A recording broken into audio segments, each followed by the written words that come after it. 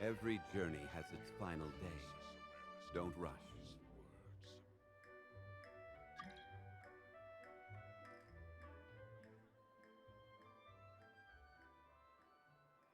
Osmanthus wine tastes the same as I remember. It should be fine. But where are those who share the memory?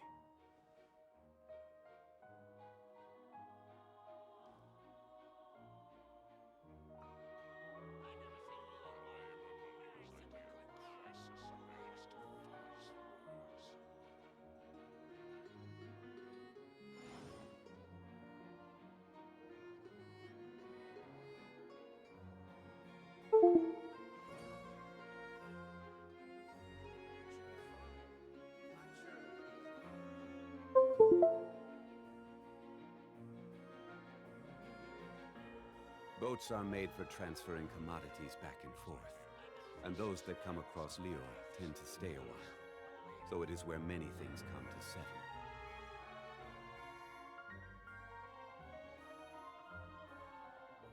Osmanthus wine tastes the same as I remember, but where are those who share the memory?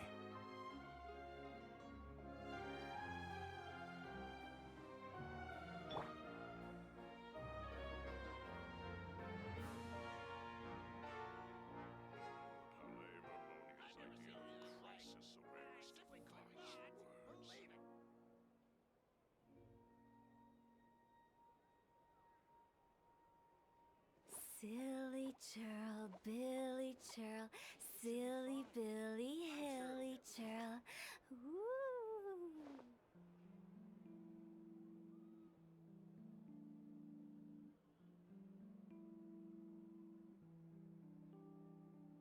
Look how lame Amonia's idea of crisis awareness defies words.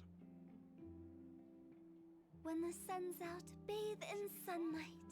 But when the moon's out, bathe in moonlight.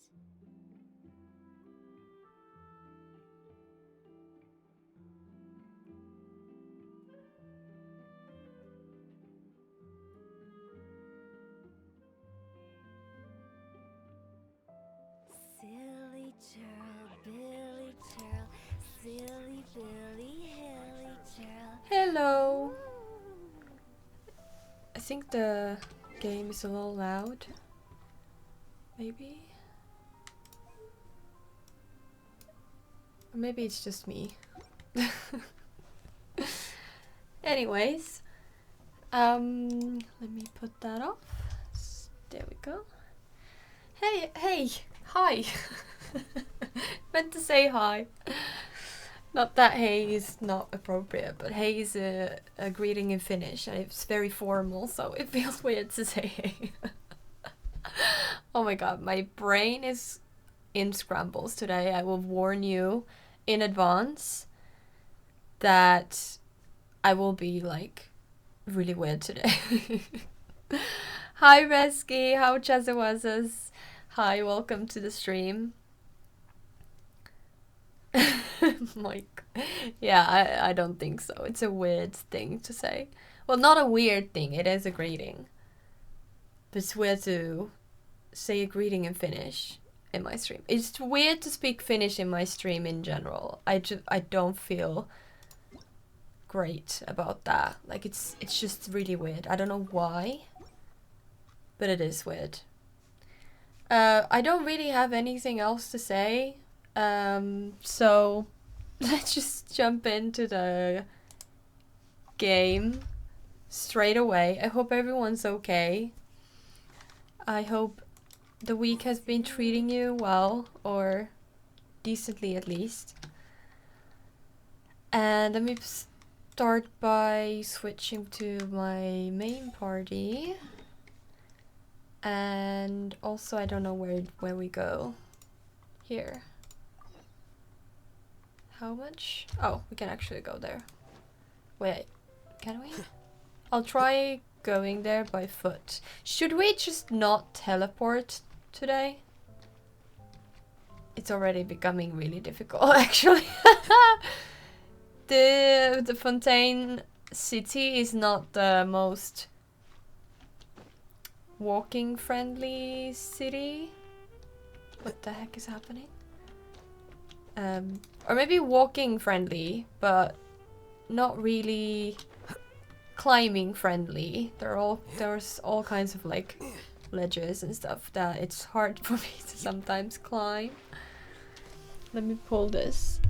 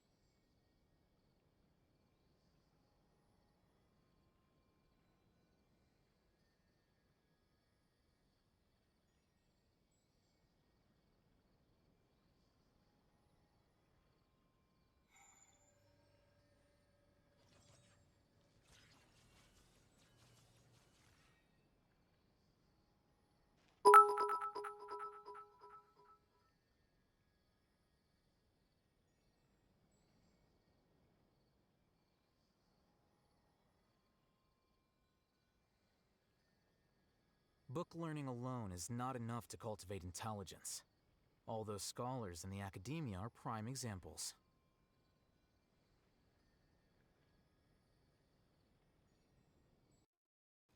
Wait. Huh? No. Whatever.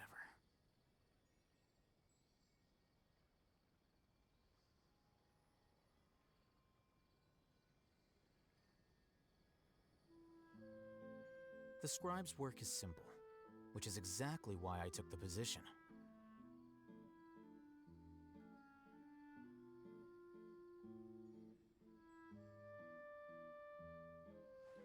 Wait. Huh? No.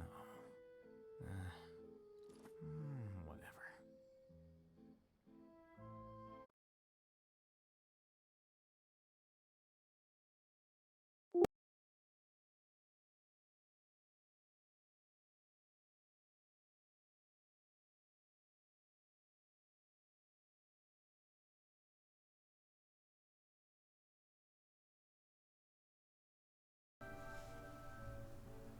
Okay, now you should be able to hear me. I don't know what's going on with my equipment lately,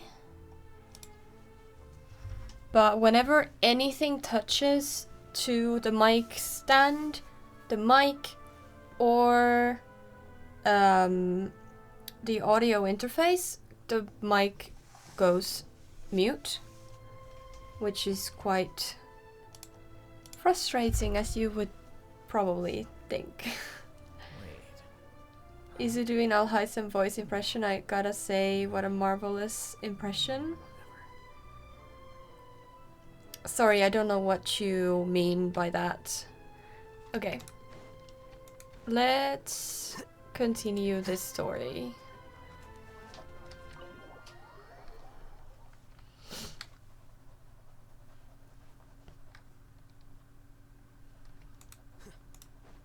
Okay, we're seeing... Ooh, actually. There is a world quest here. Let me just open that up. I like to do these world quests on my own time when I'm playing Genshin, just for fun, just for like myself. Sometimes I like to do these world quests because I don't really enjoy doing them that much because they're not voiced. I've talked about this like a billion times, but when the characters are not voiced in a quest, it takes like half of the enjoyment for me. I don't know why that is, but it's just like completely soulless to me, and because they talk way too much, I can't, like I'm too impatient to actually read what's going on. I read some of it when I'm doing them, but not often. Hello Jennifer, welcome to the stream. I'm okay. I'm not the best, to be honest, but I'm okay, I'm managing. You're here, finally. I hope you're doing okay. Also about Charlotte, she has a lot of lenses and one got a lens making people around. Really? Like different lenses on her camera? That's really cool. People say unfinished comedy will be long to be finished. If that's the quest we're doing today, that's like no issue. I'm not gonna be able to complete any quest today in today's stream anyways. And the last, Charlotte wishes she can be anima user so she can fly. Oh really? I really want Charlotte, but I don't have, apparently I don't have good luck with her. I don't think I can get her. But it's what it is. Monsieur Neuvillette and Lady Furina, they seem to have gotten into a dispute. Please go see for yourself. I can see Furina getting into a dispute, but not really Neuvillette. I said I've already explained everything. And yet the problem has not been properly solved. There is little space for excuses between us. It is not my intention to offend you, but please, tell me where you stand. You are the Hydro Archon Focalors, are you not? Look at this. This is a list of the victims from the recent Poisson incident.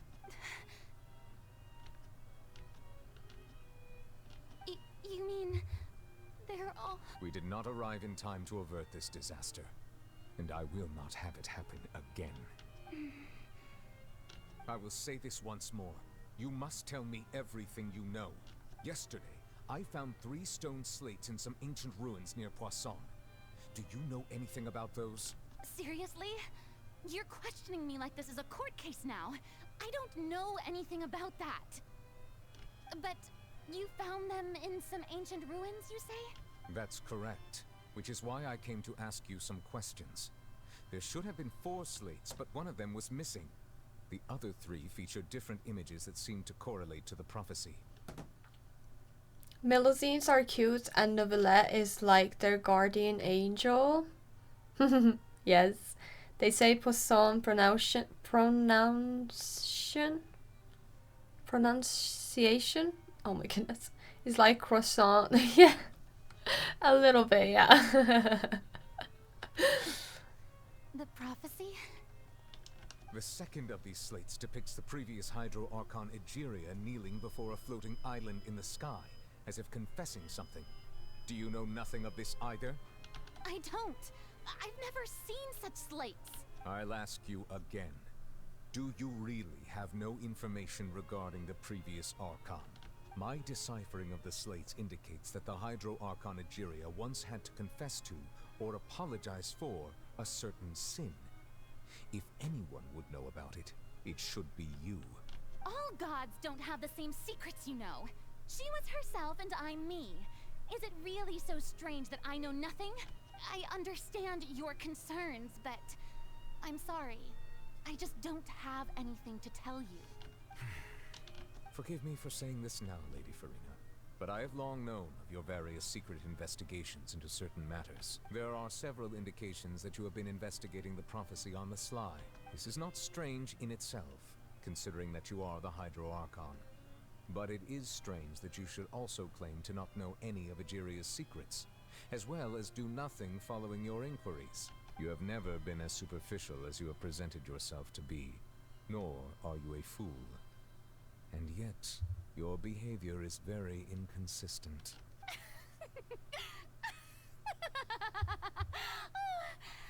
you've been watching me all this time, have you? I didn't think you were that type.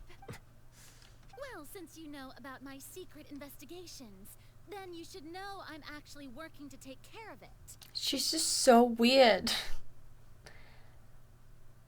the hostility towards Furina, but then again, desperate times do lead to desperate actions.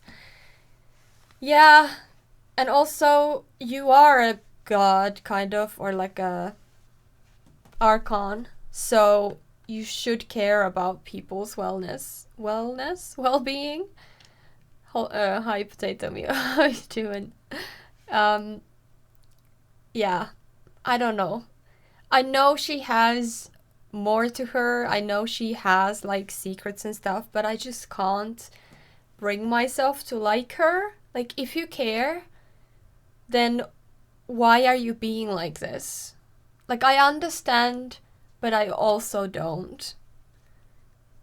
There's no point questioning or suspecting me. You're the Eunuchs, but you're still my subordinate. You should be following my lead.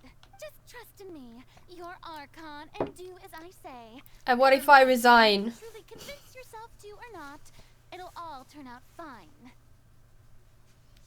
Sure, you look like you do believe that. I'm gonna not spoil it, so I'll let you find out towards the end. Thank you for that. And I know I will, like, feel different towards Furina once the quest is done, because I know there are, like, major things happening in here. But that doesn't help me now. Especially when Novelette is just trying to help. That's all I have to say. We do not discuss this matter again. I could literally never work for such a person, by the way. Like, I can look past a lot of things, but if you treat me like that, I'm out. I'll be some other Archons. I don't know what Novelette even is. Like, I don't know. Oh, the opera's about to start. Toodles!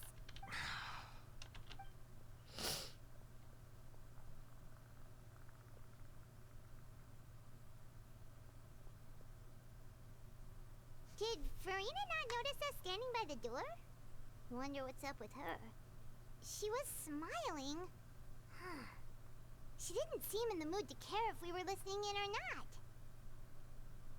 She seems to deliberately hiding something. She seems to deeply troubled. Yeah, both.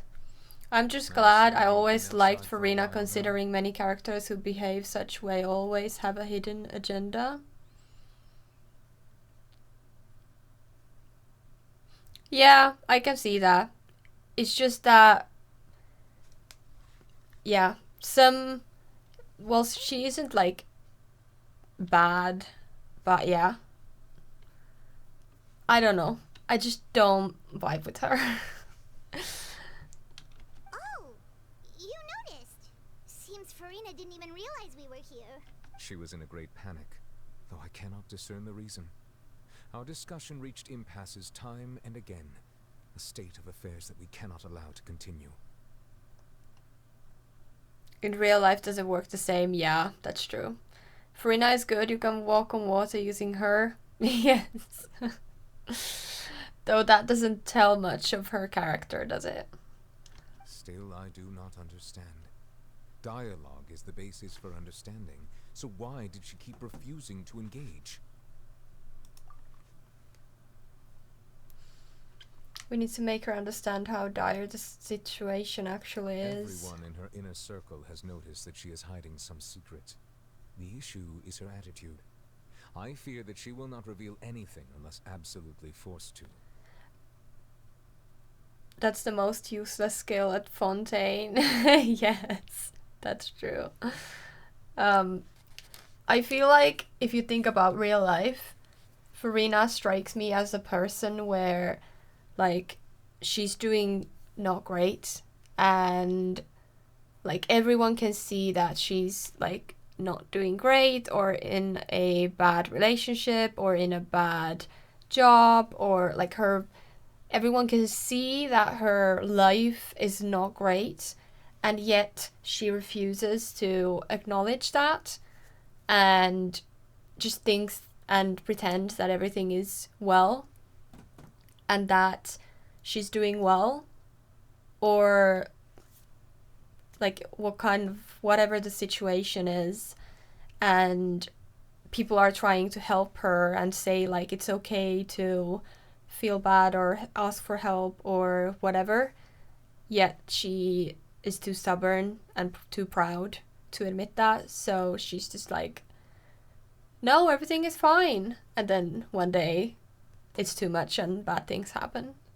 So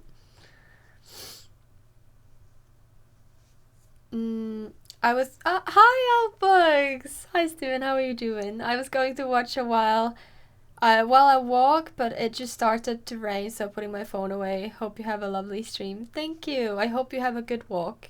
Or if you're going to walk to somewhere, I hope it's not too rainy.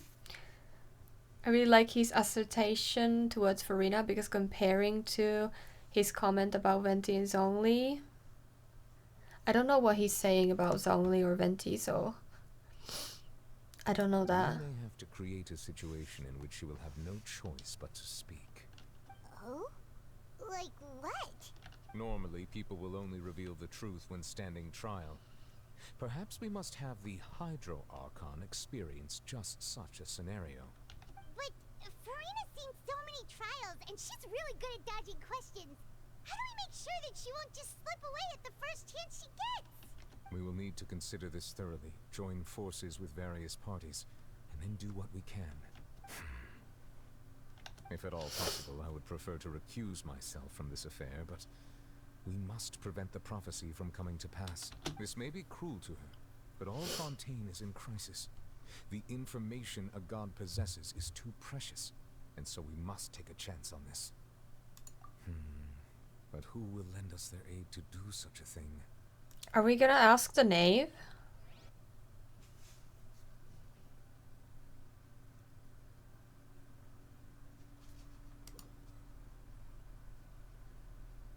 Well, that's everyone, huh? Speaking of which, it was pretty smart of you to think of hiding here. Poisson was just involved in a disaster, so it's presently devoid of people. That naturally makes it the best choice. And here you are drinking tea like it's the most natural thing in the world, huh? That's what family should do.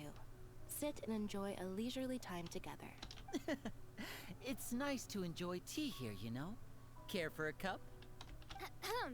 Lend me your ears. Oh, okay. Interesting party setup, but I get it. Perhaps one of you might like to start us off. How about you, friend? How about you, friend, whose name I don't recall? Let's not speak much about Furina, let's just do the quest, shall we? Yeah. The polls are not going well. Oh no, I'm sorry. Some people save to get rerun Raiden Shogun. Ooh, that would be good too. Next patch, yeah. Me? No, I don't think I can. Then, how about you, good sir? I fear that I will cause the mood on this boat to become as somber as it is in court. Well then, I guess we're lucky we've got a local like me to organize things. Wonderful, the spotlight at last. I guess I'll be facilitating things from here. That was a little long-winded, don't you think? Oh, you might be right. Anyway, to cut to the chase, our friend here, the Traveler, has brought us together to discuss something. As for what that is, well, let's start by saying that we'll be pooling our efforts together to create a series of traps. Oh, how intriguing. Well, it's just an expression, really. One that I just learned from Chlorand, and used on the spot. So, let's invite her to explain in detail. A round of applause, please. Why is she so awkward? Huh? Didn't you say that you would be facilitating this? Oh, come now. Your work doesn't involve much public speaking, right? This is a good chance to practice. You might even pick up some fancy oratory tricks to impress your boss with in the future. I see. And what does my boss say? He is glad that you consider him your boss. Do go on.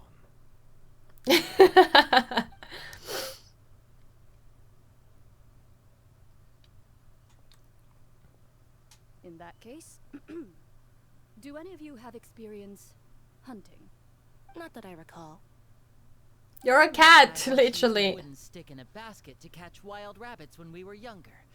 As for Lynette, oh, right. You were sick that day, weren't you? I've also gone diving to catch some fish before. Does that count? I'm afraid not. You may or may not have heard, but Fontaine once played host to a group known as the Marechaussee Hunters. Though that was their name, they did not hunt animals, but rather various monsters left behind by the ancient dynasty of King Remus. Today, Fontaine's monster population has already thinned greatly, so the hunters have blended back into society, taking up arms in other lines of work. They even left a unique methodology of hunting in their wake. A trap comprises of the following components: bait, a trigger, and a containment device. Sometimes a lethal implement will also be necessary to deal with the prey. So, if we were to build a trap together, right now, what would you choose to build it with? For me, I would prefer something basket-shaped. Pigeons and rabbits will see the bait and naturally enter the snare. Our line of work requires a deft hand, and we're some of the best in the industry, so you can count on our techniques. You used some of those techniques while moving the people of Poisson, didn't you? My subordinates mentioned that you even performed some magic for the bawling children. Yes, and I even managed to gather some intelligence in the meantime. I'm quite the multitasker if I do say so myself. Oh my goodness. I'm afraid I can't claim that as my strong suit. I prefer more stable methods, like placing bait in the water and waiting for the fish to come within reach. That's the kind of method I would count on. This part of the quest was unnecessary. Yeah, it's a little bit boring, not to, like, be rude, but still.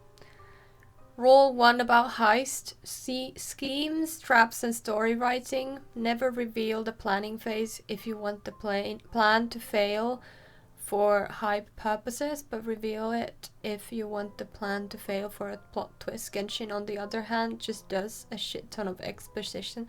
That is true. This game is perfect example of telling and showing when you should really just show, not tell. That is like a big thing about like movies and any like picture type of art, is like, don't explain it, show it. And in this game they do exactly the opposite. Enough diving, young man. Last time you got into problem looking for a Patui member. Yeah, he almost drowned. Someone needs to teach Hoyo about show, don't tell. Yes, exactly. Also about planning plot. It will definitely fail if you show how that goes before the action took place. Well, it depends who you show it to. Look at Valkyrie, Loud House. I don't know what you're talking here. Exactly, hence the plot twist comes in.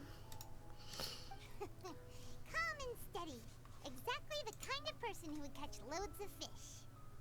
And I can be their assistant. Of course. Discretion, I'm sure.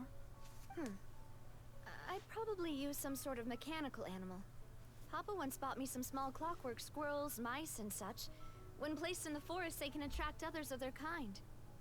I remember that you liked those too, didn't you? I did. And that would be a good way to go about it. If they're realistic enough, animals of the same kind will follow them all the way to the trap. What about you, Monsieur Neuvillette? I fear I do not have any related experience. That makes sense. You usually solve problems directly, without the use of any such tricks. But I do have one more question for you, Monsieur. If we were to create a trap now, how would you design it? I would like for it to be effective, but bring no harm to the prey. A more gentle trap would be ideal. Kind, as always. However, our intention doesn't necessarily change the containment device and the type of implement we need. If we wanted to kill the prey in one strike, we would need a powerful implement. However, that also goes for prey that must be captured and safely contained. Wait, why is that? Only a hunter who's a true expert at subduing their prey can snare it without harming it. The line that divides life and death is often exceedingly thin.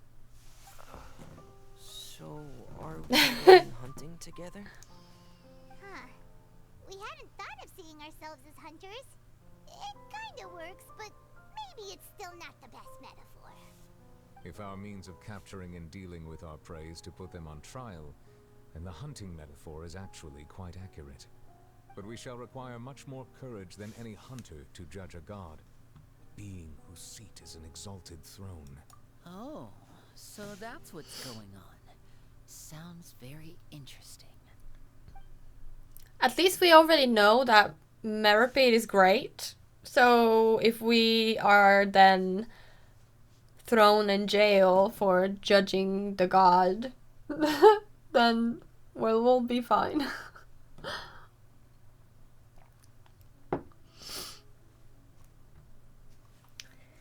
You will not call this a hump because that is not what you should do at present, nor has the relationship of you and Furina reached such a dire state. Do we even have a relationship?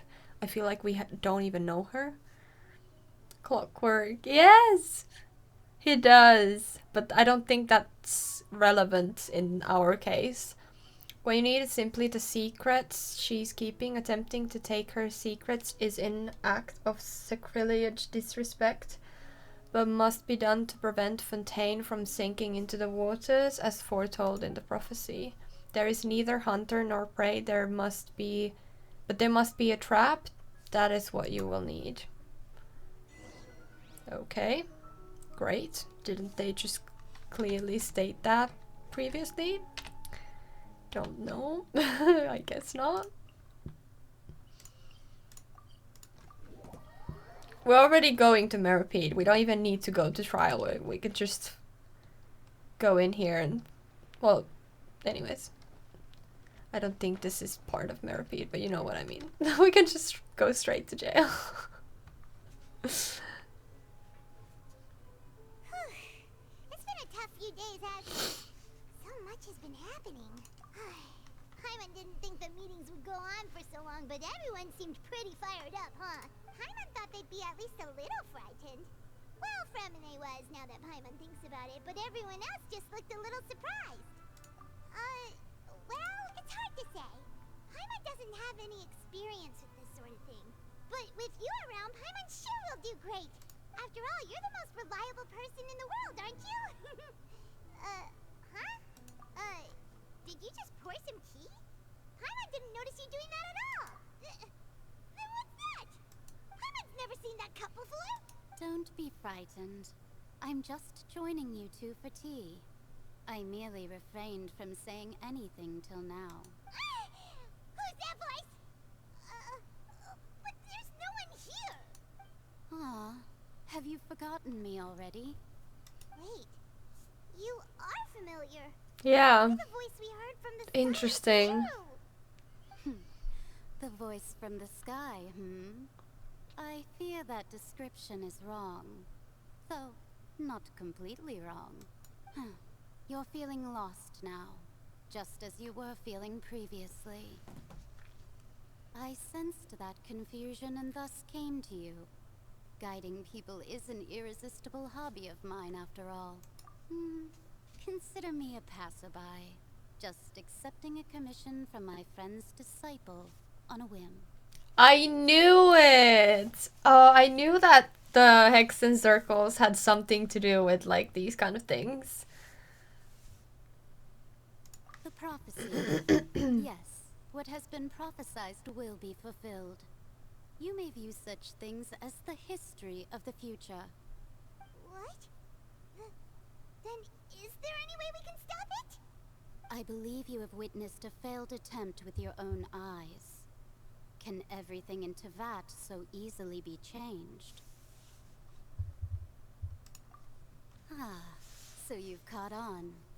Just as prophecies are usually only the future as seen from the perspectives of the gods, could things be happening in hidden corners where the gods' gaze does not fall?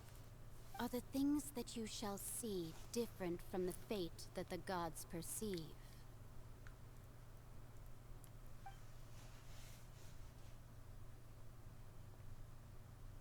What is she talking about? It all sounds really impressive and important and stuff, but it also sounds kind of scary.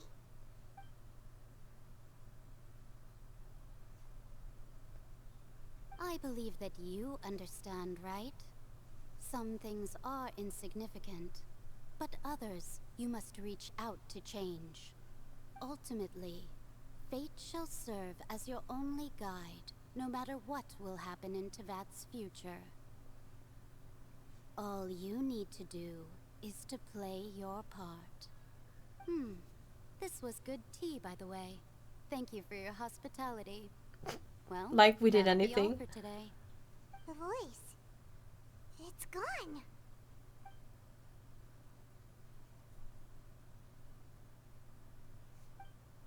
Interesting.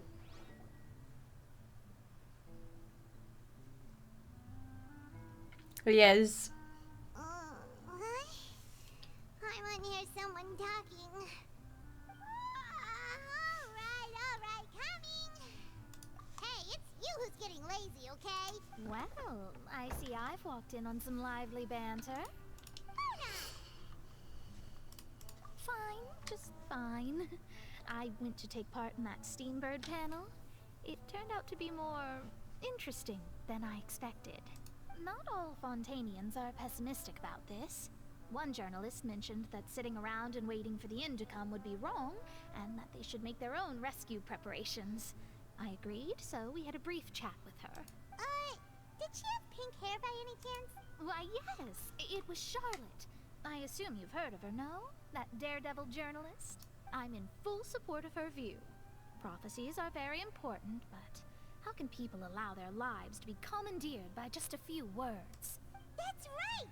Paimon's glad to hear something sensible for once. Ah, yes.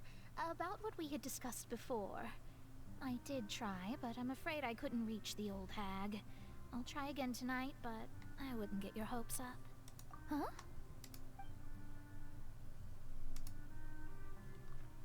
Goodness gracious. Are you serious? Do you remember Arnold? His voice actor became replacement for Mario voice actor who retired. No, I don't remember Arnold, sorry. I don't have a good name memory. She said that even the god's gaze has blind spots.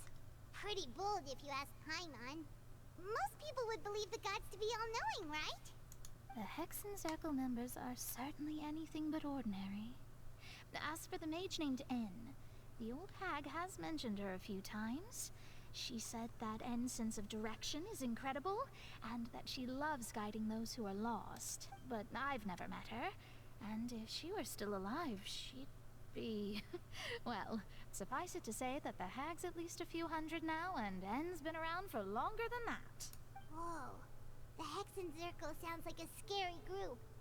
But they must really stay in shape to live so long. Their abilities alone are pretty terrifying.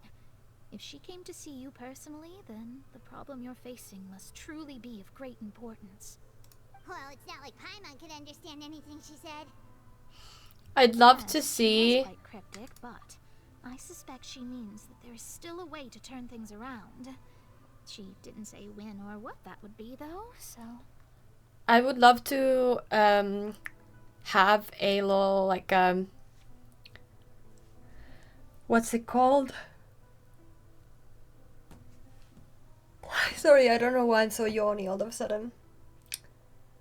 Spin-off. I'd love to have a Genshin spin-off where you play in like either one of the characters from the Hexen Circle or one of their disciples, and where you would like get to know them and their story.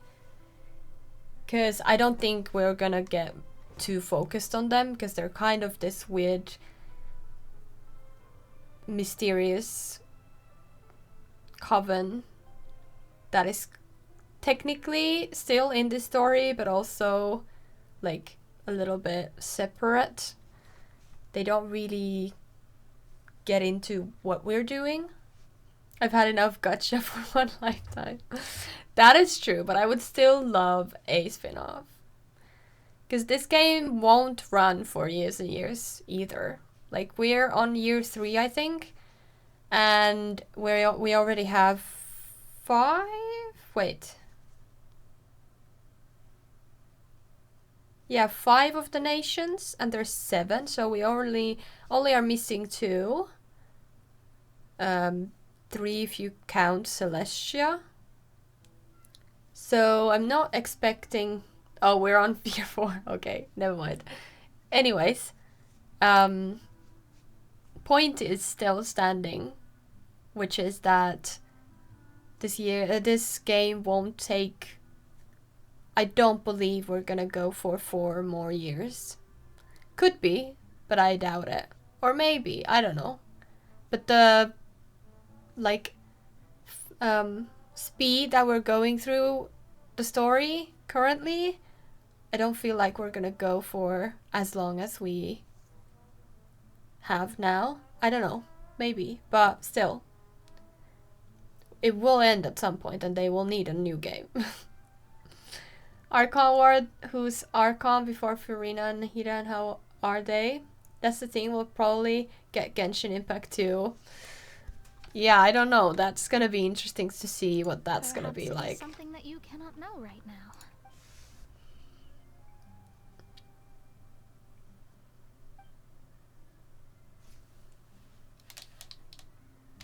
Traveler, Paimon, are you two all right? Oh, we're fine. We're just a little down right now. It kind of feels like the end is coming, you know? Well, not for you. You're fine. You can, first of all, fly. And we can always just go to another nation. We can leave and we can swim and we don't have to be scared of the water. And I think Fontaine will be long anyway because Navia and Chlorine still not coming yet. Well, we just got Fontaine, so it's not too much time, I don't think. Considering that's what they did with Honkai Impact. Yeah, I guess so. I don't know. Definitely 2. I mean, imagine Fatui wins or something and all 7 nations crammed up into 1. Yeah, I don't know what happens. It's interesting to see. Has often witnessed fate. So far as I have seen, it cannot be swayed.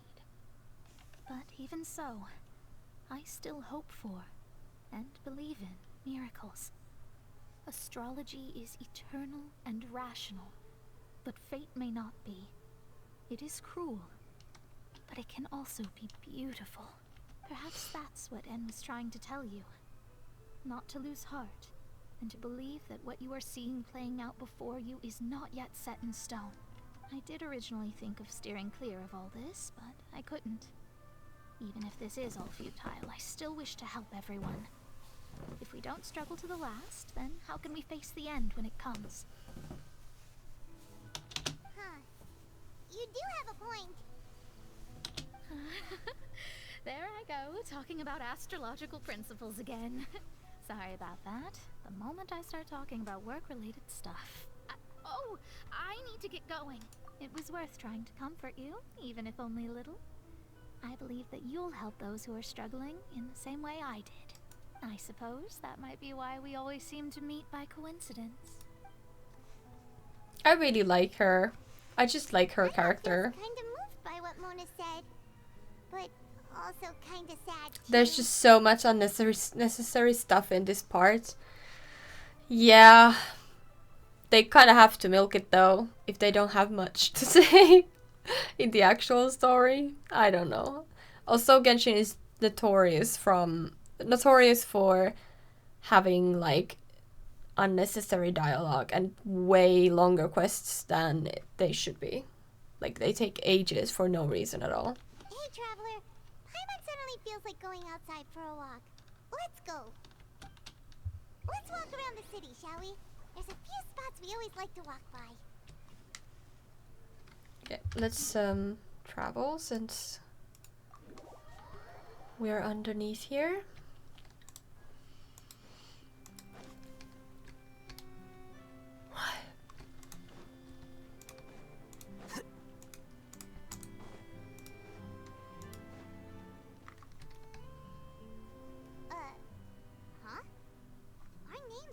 in this newspaper. What's going on? Let Paimon see. The underwater stronghold, the Fortress of Meripede, has continued in its noble autonomy. But that does not mean that others cannot interact with it. My recent attempts to enter the fortress bore little fruit. Huh. Guess Charlotte still hasn't given up on that. Thus, did an Outlander friend become the focus of this report? A blonde adventurer with their white fairy legends trailing in their wake. It is said that this mysterious traveler once visited the underwater fortress. So while the fortress's interior remains a mystery behind closed doors, do not fear, for the tales of the traveler contain surprises in spades. Journalist Charlotte's biggest scoop yet, the Traveler's Trail, World Walker. Huh. Charlotte took so many awesome photos of us and we never even noticed her. She hasn't been able to get a hold of anything at the fortress, so since we're easier to find, she's using us as the subject matter instead? Ugh, seriously? Well, fine. Those headlines and photos do look cool, so Paimon will forgive her this time.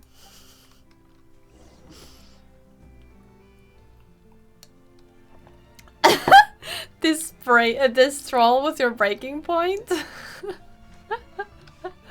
This just feels really like, what are we doing here? People are dying and we're just taking a stroll.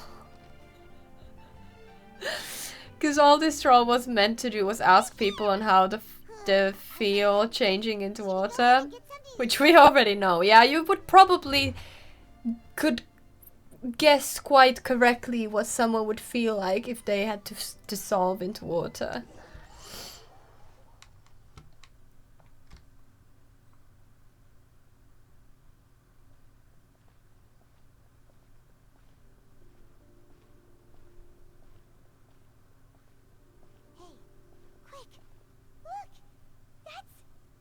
That's the limited edition, only 16 slices a day cake!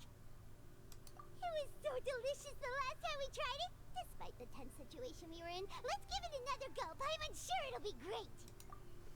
One slice of cake, please. Someone showed up after all. Oh, wait, you're the one from the Palais Mermonia. Oh, are you here to buy cake too? It seems Monsieur Neuvillette was right. You really can eat. Wait, did he really say something like that? Yeah, we can't eat. Even he has his own preferences when it comes to food. As for me, I love the cake and coffee here. Oh my god, now I want cake too. Do you come here often? Do you want to go on a date with me? Oh my god, Paimon, that is amazing. Usually every day. Every day? Hi, fans! How you doing? Thanks for the cake. Sorry, I got something in my eye. Sorry. I was so touched that you came. Thank you for the cake. It's part of my daily schedule, apart from work. I shall have my cake and coffee. And then there's Paimon being all extra and being ruining everyone's day. Yes. Then what if someone told you one day that this place would be closing soon? Oh my god. You can't take care anymore. What do you think? Paimon. What the hell is wrong with you? Imagine just like casually asking somebody, like, you see someone enjoying like out in the nature and then you just look at them and say like, oh, how would you feel like one day you would not get to wake up anymore and then you would be gone? What would you feel like? And they're like, are you threatening me? What was the point of this just before having some cake? Yeah, let the poor Melusine just enjoy some cake. Why would it Jesus. Well, Paimon doesn't know either, but maybe the waters will rise tomorrow. You know, like in the prophecy. Oh, the prophecy. To be honest, I haven't paid much attention to that. No, still, even if there'd be no more cake tomorrow, that wouldn't keep me from having some today. Yeah, like, what's the point of, like, Paimon really does only have half a brain cell. And that one half of a brain cell is the one keeping her afloat. Some people just have unusual all thought processes. Don't shame them. Well, true. I am guilty of that too. But there is also a time and place. They are automating the cake process in Robot Chef. Yeah. No, it's the same Probably. eating in general. You might not be able to eat tomorrow. If I was a traveler, I would die of secondhand embarrassment. If I was the traveler, I would have left Paimon so long ago. I'm not even kidding. Or just said, like, when I tell you to shut up, you shut the hell up. But who is the judge with the time and place for which thought? Well, I guess that's true, yeah.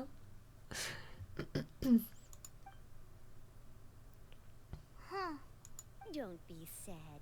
Excuse me, could I have 2 more slices of cake to go? These 2 slices are for you. Sijuin said that this kind of expression you're making is what humans call being sad. Oh, you know Sijuin? I still want the answer why Siegewin is the only Melusine with a human face. I'm pretty sure it's to do with the character design. Like maybe we get to play with Siegewin and that's why. But I need an official answer. Like why are every single... Even like we have like Heizo who has like these dots on under his eyes. And Rightly has the scar. And like people... All kinds of people have like different like stuff on their faces. So why couldn't they just paint her nose black like all the other Melusines? I probably have shot my attendant there, oh my goodness. With what though? That nurse which has 20 years experience. I think she has more than that. Or I don't know, maybe she did actually say that she has 20 years. But yes, we're talking about the head nurse from Meripede. I sure do. She was born before me, and she sometimes comes to the surface to teach us things about humans. She said that humans are creatures that are saddened easily, yes, and you can only lift their spirits by feeding them food. So please try the cakes. I love the Melusine. I absolutely adore them. Rather than ruin my own brain by using her as emergency food.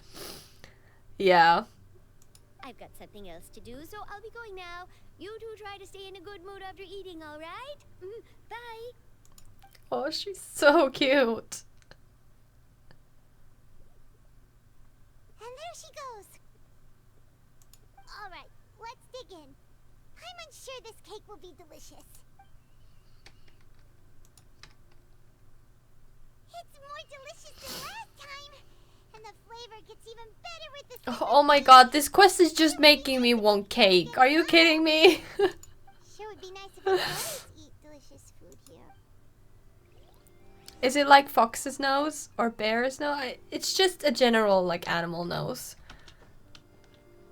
Like Paimon peaked in Inazuma for me and it has been downhill since then. I can't remember Paimon in Inazuma to be honest, so I can't say anything to that. But I remember I loved Paimon at the start. I really actually liked Paimon in Mondstadt. And slowly but surely I started to really... If it isn't the Traveler and Paimon! At first it was just annoying. Like, please Paimon, you're being annoying, but I still like you. And then later it just became more and more obnoxious, eventually killing my... like any like care for Paimon, and now I'm just like, oh, please spare me. You've got some nerve. You just used us to make some quick mora. Oh, you needn't worry about that. I heard that you were in Poisson some time back, so I sent you a letter to discuss just that. It appears you didn't receive it though. It's all right though. I've set aside the amount intended for you. I've even set the table with some food. Really? Oh, you're the best! You're almost a little too easy to win over, Paimon. Yes. If I were a journalist with ulterior motives, you'd be in trouble now, you know. Oh, Paimon knows you're not like that. Still, what brings you here all of a sudden? Were you looking for me? A friend of ours met you a while back. And when she mentioned it, we thought of coming to see you. Her name's Mona. In Inazuma, Paimon had a working brain cell where she knew when to shut up and when to speak up. Yeah, probably. I can believe that. You know Miss Mona as well. She's a guest columnist for our paper. Really good one, too. She's so young and already such a brilliant astrologist. So she mentioned me? What did she say? Do you have a little girl crush? She said that you're a real daredevil of a journalist. Nice. In which case, can this daredevil journalist dare to request an exclusive interview with the legendary traveler and Paimon? I like Charlotte a lot. Like, I remember that Childan Shinyan event where she was keeping Childa's identity a secret from Shinyan so that Shinyan doesn't do anything rash. I vaguely remember that quest or event. Huh? So your article in the paper today doesn't... Oh, of course it doesn't. That was more like live photography. What I'd like to do is dive deeper and ask you to talk about the things you've seen and experienced. Yeah, are we even... The issue with me is I literally have like 2 gigabytes on my hard drive. I'm not kidding. Like, I cannot remember anything. And we've had so much happen in this game. Like, there's so many events and so many stories and so many of these like stuff that we have gone through in this game that I can barely remember the main points, and that's it. Why not? If I say you're worth an interview, then you're worth it. But not right now, of course. I'll need a few days to prepare. Oh, in that case, we'll just chat when you have the time then? Oh, so that's a yes? Ooh, splendid! I'll tell the editor-in-chief immediately. I'll have to apply for lighting, a venue, some props, and... Whew, so much to get done now. Talk to you later. Wait, Charlotte, Paimon's still got a question for you. And what's that? If, just for example, Fontaine were to be flooded tomorrow, what would you do today? Huh. That's the prophecy you're talking about, isn't it? I mean, I do hear about it often, but I've never once thought that the day could be tomorrow. If you're seriously asking, then I might try and think of a way to leave Fontaine. Oh, but I'm still a journalist first and foremost. That means I have a duty to be reporting from the scene. And secondly, I wouldn't forsake my homeland that easily. From what I've seen, most people don't know what they'd do should the worst come to pass. In truth, it might be better just to behave like normal rather than worry over such an end. So in all likelihood, I'd probably still be prepping at the office for that interview of ours. I know what you're thinking. That sounds a bit sad, but I've always believed that it's best to do what you enjoy. Just think about it. If this nation really were to be suddenly destroyed tomorrow, but I still successfully finish an exclusive interview with a truly unique person, then the story I would wind up writing would truly be timeless. And then do you know what I'd do? Well, I'd write that story, send it for printing, and use messenger pigeons to get copies out to the various nations as soon as possible. I'm not a dreamer, nor am I a workaholic, but I do love my job, and I'd be proud of leaving such an article behind. I guess you could say that I was born to be a journalist. But anyway, that's my answer. And on that note, I'll get back to my preparations. That's so nice. All of a sudden, Paimon actually kinda envies her. Anyway, let's go and take a look at the sea, shall we? And no one even told her to do this. She came to this conclusion on her own.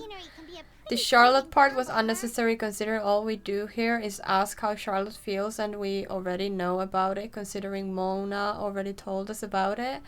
I kind of fun watching her because people shows me stuff about her a few hours ago. Cool. Even if Paimon was safe from the flood, I would have drowned myself, hurt myself after all this because she was... This stream is just Paimon hate stream. I should change the title. Paimon's been thinking, if it wasn't Fontaine, but all of Tevat that would be destroyed tomorrow, where would we go and what would we do?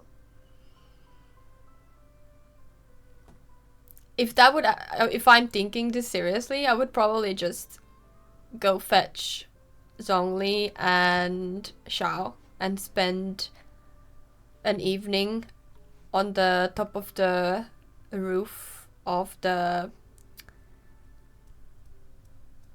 place where Xiao lives. I forgot the name. And just have tea and biscuits and cake. And then watch the world burn. Hey. No, Paimon should ask, if you could choose, what would you like to do?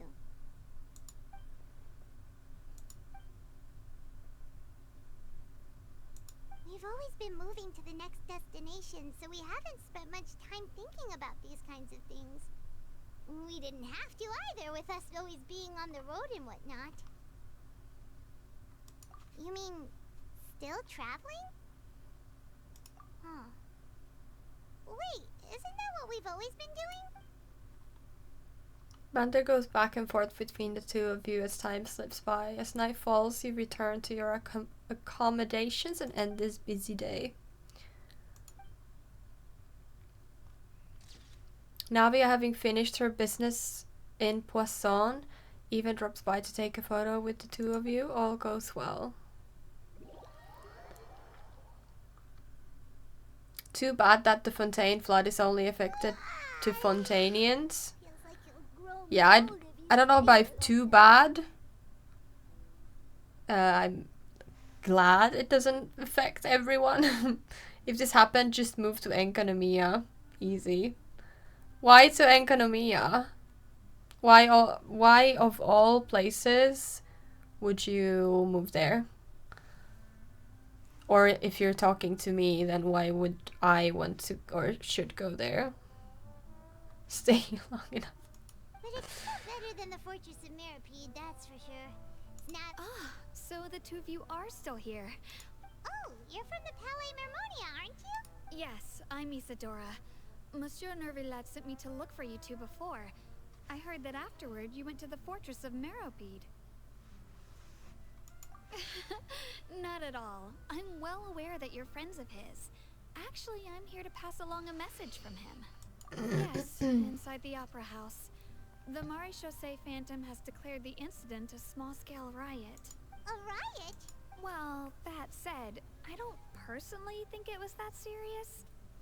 Lady Furina was watching a performance at the Opera House, and while she was resting during an intermission, some other audience members suddenly started harassing her, loudly accusing her of doing nothing about the prophecy crisis. And before she could respond, others started to join in. The crowd continued to grow, and protests against the Hydro Archon started to break out. So people have started to put the blame on Furina. Guess they finally found an outlet for the pressure they've been under due to the prophecy. I agree. People will naturally rely on gods, as is customary. But the moment people feel threatened, gods are also the first to be blamed. So what happened after that? Is Furina okay? Seeing that the situation was spiraling out of control and that further argument was pointless, she claimed that she'd gotten tired of this and left in a hurry. The Maréchaussée Phantom had their hands full maintaining order and did not catch where Lady Furina had gone. Only when things had stabilized did we realize that she had gone missing. Who is Maréchaussée's Phantom? So, you mean she's still missing? Is that, Clorand? That's right. The Maréchaussée has dispatched many people to search for her, but we don't have any leads yet. That said, I don't think there's much to worry about. She is a god after all. Even if she were to fall into the hands of rioters, what could ordinary people do to her? Oh wait, is that... I'm confused. Why are you pouting there, young man?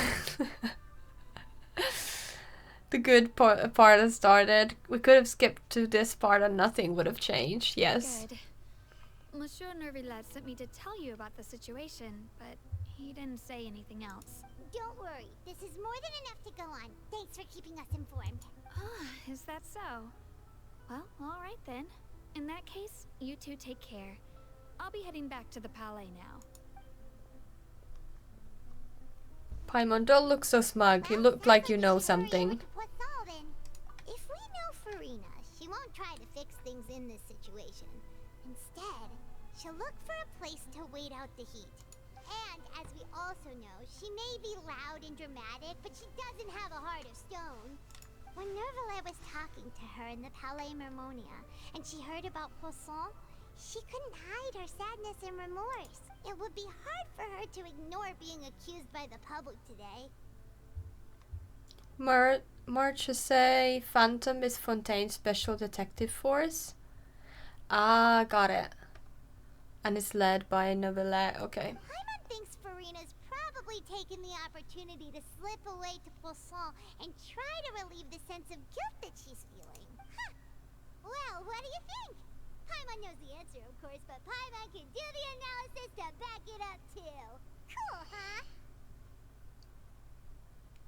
In that case, there's not a moment to lose. Poisson, here we come! Yes. Let's go. This is getting interesting.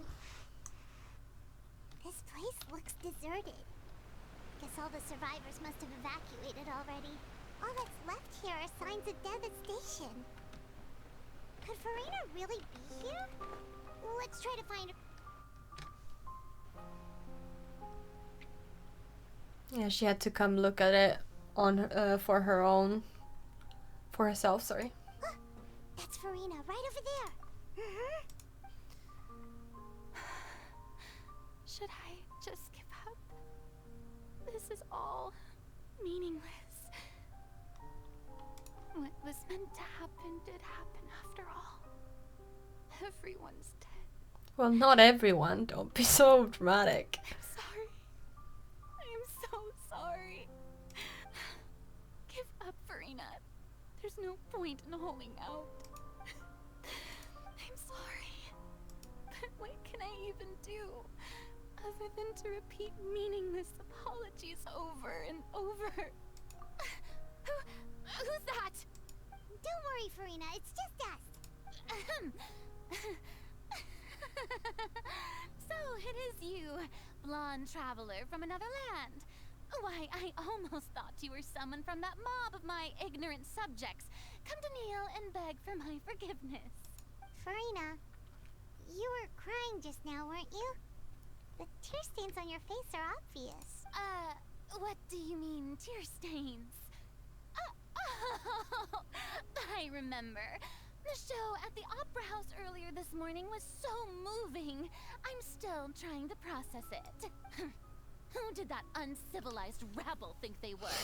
Disturbing my enjoyment of the arts. They even dare to tout their Archon. I must teach them a lesson. I can just imagine their twisted and frustrated faces once they realize that I'm nowhere to be found. Oh, and I'm sure Nouvellette and those people from the Marish Chaussee Phantom are freaking out right next to them, too. Of course not. Hey, there she is! The Hydro Archon's over there! Quick, after her! Furina, those people seem to be after you. They are? They're just some rabid fans who want to cut the line because they haven't been able to meet me in person, aren't they? That's against the rules. I can't let them get their way. Furina just ran off! Quick, we have to catch up with her!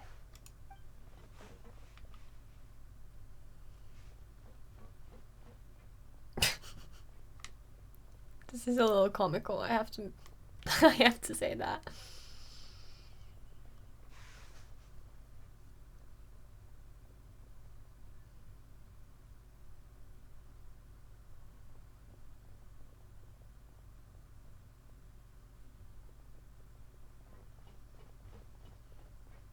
This should be the place, right? Hey, Furina! There's a good hiding spot over here. Quick, come to Paimon before the rest of them catch up to you. What is this place? Hurry, they're almost here. Fine. I suppose haste is warranted. Lead the way. The trap? Evil trap.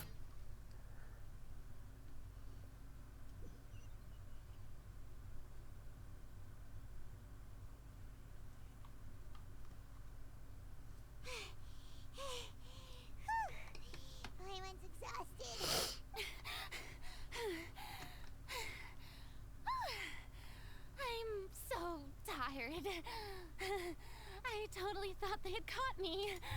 No, I mean, I merely gave in to the sheer enthusiasm they displayed.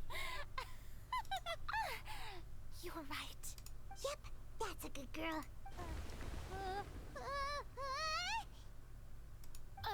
What's happening? The ground's shaking. Yeah, a quake of this kind preceded the flooding in Poisson, didn't it? It can't be.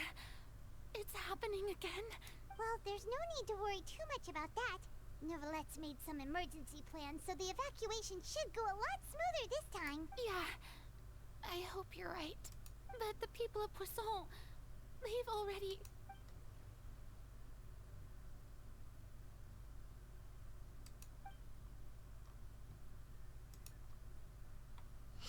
It's true. I've been investigating the prophecy for hundreds of years.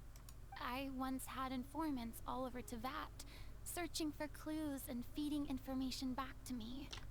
She didn't... Oh, why did I poke my eye? Oh my god. That didn't take so much. I've tried all kinds of ways too to hold back the sea. Anything Oh my to goodness. keep the coastline from advancing. Why am I like the clumsiest person on earth? But all my efforts proved to be futile in the end. Really, the truth has been clear to me for a very long time. We cannot make an enemy of the divine. No matter what we do, the will of the heavenly principles will have its way, and the prophecy shall be fulfilled. Give up. I do love the sound of that phrase. It would mean finally coming to terms with fate, but also for me to finally be free. Indeed, I've thought about giving up so many times, especially after we almost lost Poisson. I do that all the time. As old as I am, I still spill water on myself when drinking. Has no heart and obeys no rules. Yep, me too. Prophecy has only just started to come true. And I also almost So choke when many I people have already drink. lost their lives. But just now, So many it times. all became clear to me. I still don't have the right to come to terms with fate on behalf of everyone else. As long as the final moment hasn't come, it's still not too late. She is so pretty though. I will keep hope alive for everyone until the very end. Like as dramatic as her Well, like that's enough for now. aesthetic I is, I love to it. play the stricken maiden, but honestly, considering my rank and station, that wasn't a good fit at all. I do hate the way Don't she take speaks any though. of what I just said seriously. How could I possibly let Fontaine fall to the whims of trivial prophecy? All this quest did was cement for me was one thing. Being honest just now.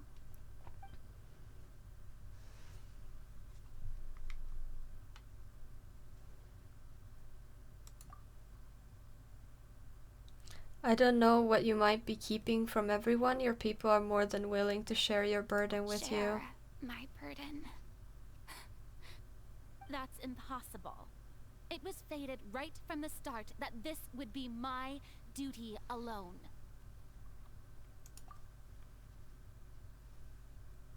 A witness. Yes, I've heard that you came to Tevat from beyond the stars, yes. In other words, you never belonged here. And if Tevat is, in its entirety, a show on a stage, then you're just a spectator, aren't Technically right. If that's the case... I wonder if she's forbidden to tell somebody.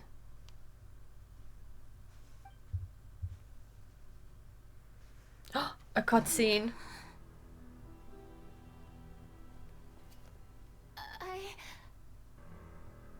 I don't think she will do it. Will she?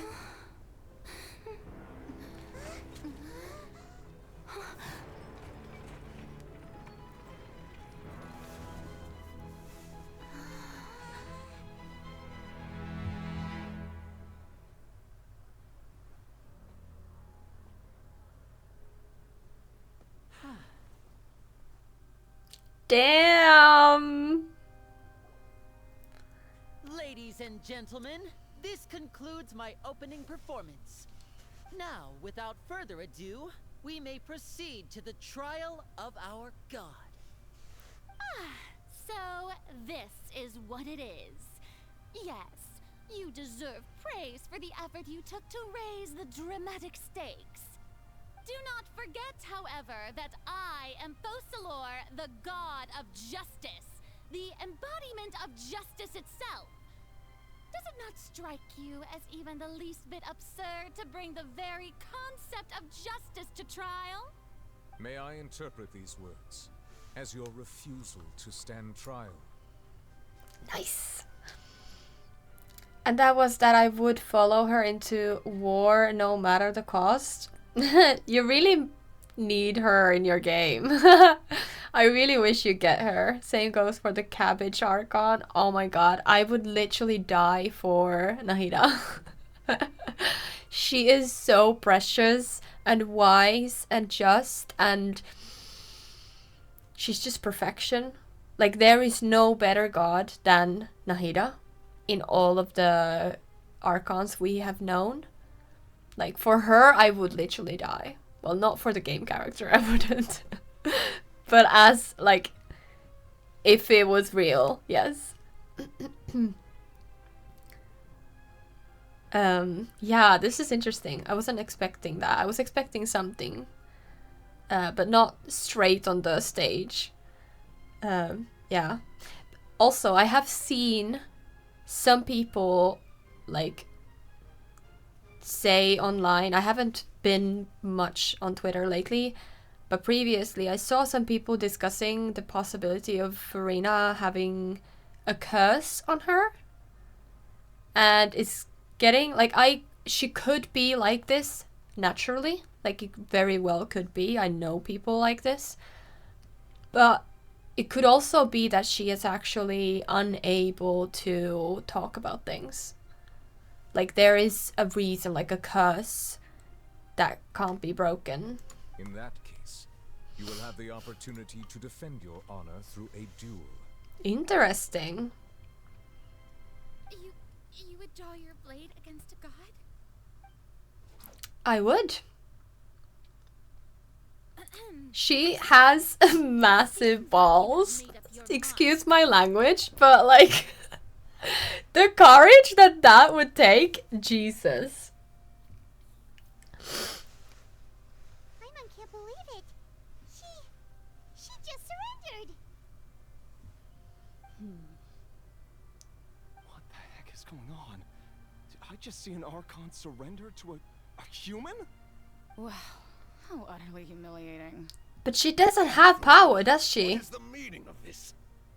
We've never seen her do anything. It would seem that there has been a misunderstanding.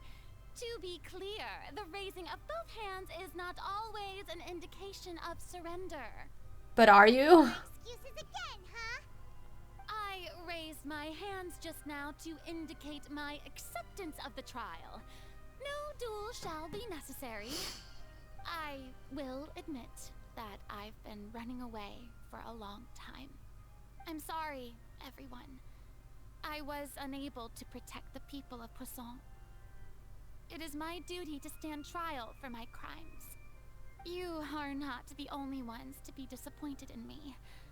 I, too, am exceedingly disappointed in myself. But now, it is time for the Hydro Archon to show you her courage and resolve. I, Furina, will use this trial to show the world the true meaning of justice. This time, I will protect you. Applaud and rejoice. One of the most outrageous and fantastical arcs known to the opera epiclese is now unfolding before your eyes. Mark my words, this shall be one of the most exhilarating and brilliant shows ever to grace the stage of Fontaine. The trial of the Hydro Archon, Focalors, will now begin! Woohoo! Oh This is the part where you find out the truth, so you'll know all about it. Good. Gotta be honest, it's hard to see anything online without getting spoiled. Yeah, I've tried to avoid that. Even though she's still acting super dramatic, she is taking this seriously this time, right? All right, then. Who will be my opponent in this trial? The court asks the prosecutor to please take the stand. Oh, we are. Interesting. Is that so? Very well. Then please speak, witness of Tivat, my accuser and fated opponent.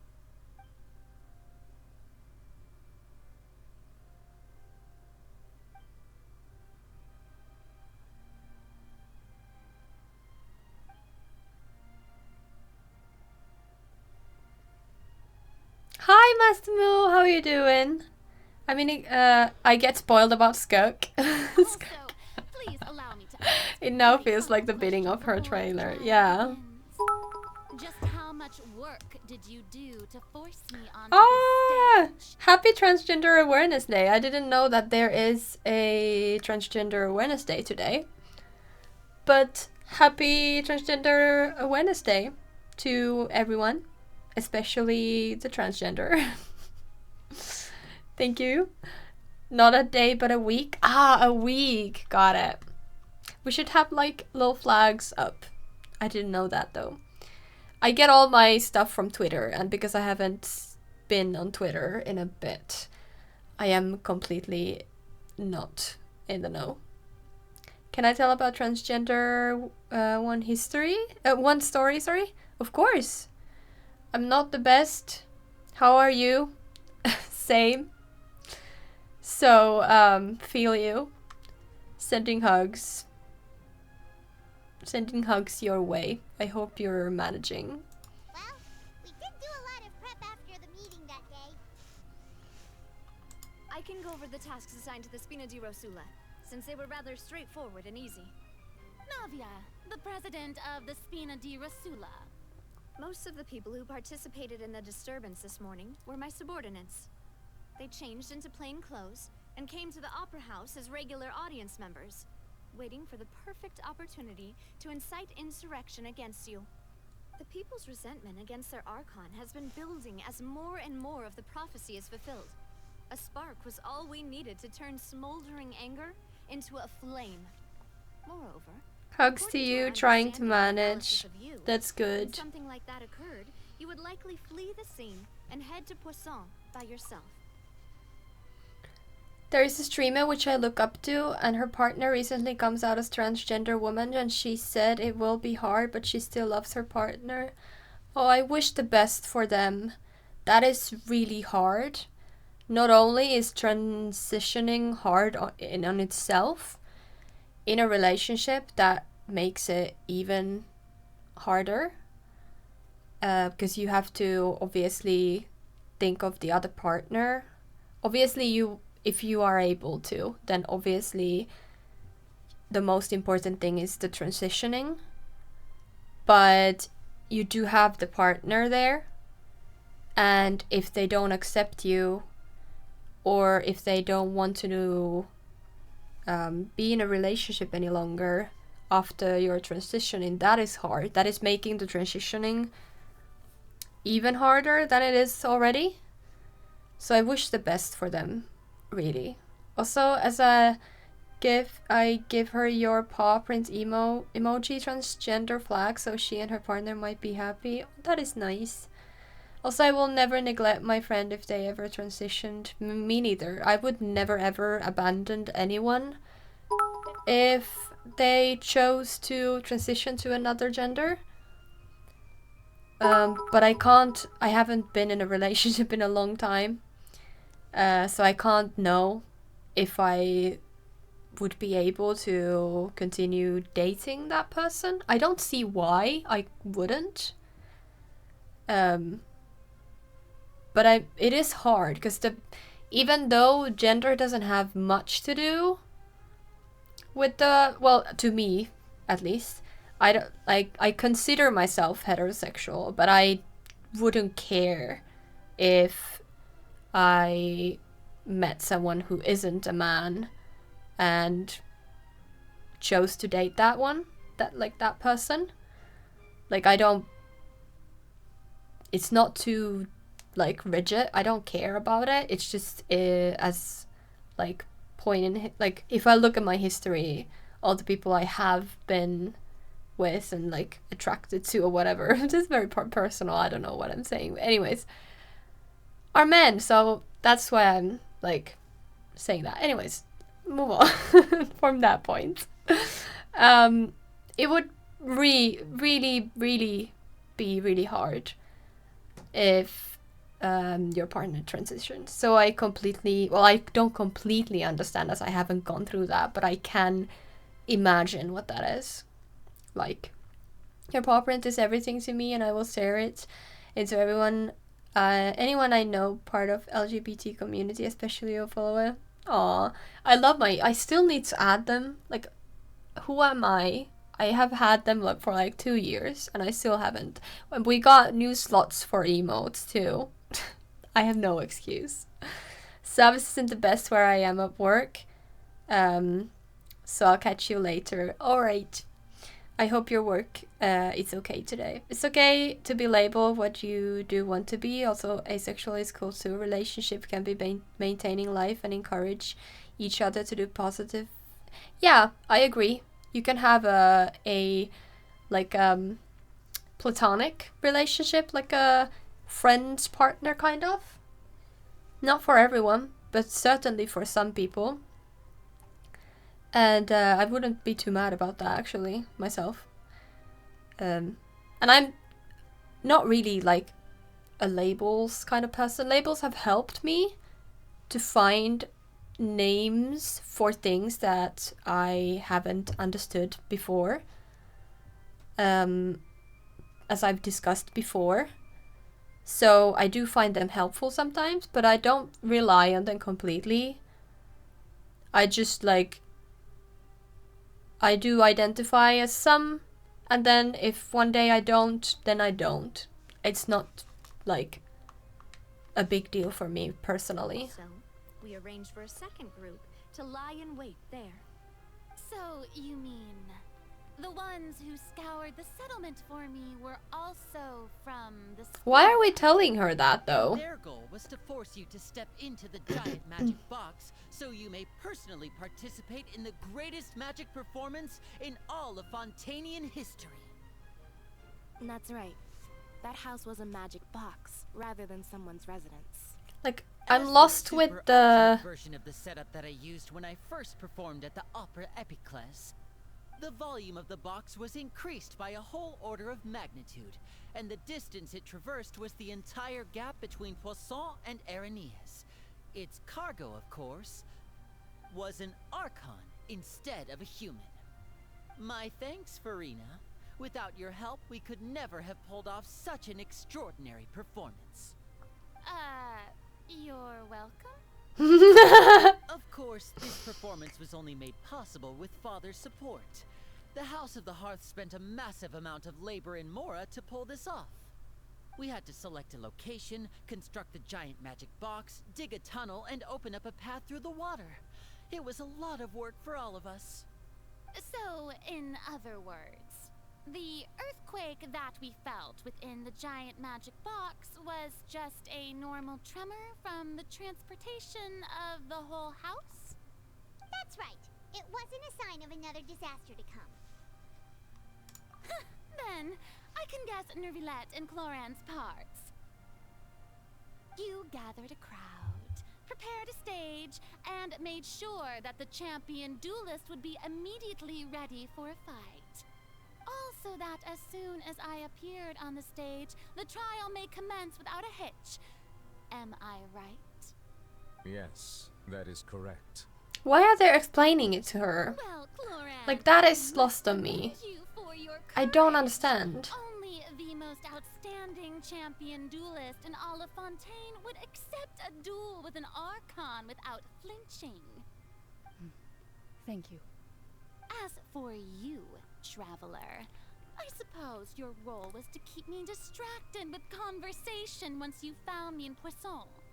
You'd make sure that I didn't notice anything amiss before revealing yourself as my prosecutor once we'd arrived onto the stage. Oh? We hope that you'd share your secret with us. Is that so? Then I suppose I must have missed my final chance. It's fine. It matters not. What's done is done. The stage is already set, so there's no reason to disappoint the audience. Let's see this trial through to the very end.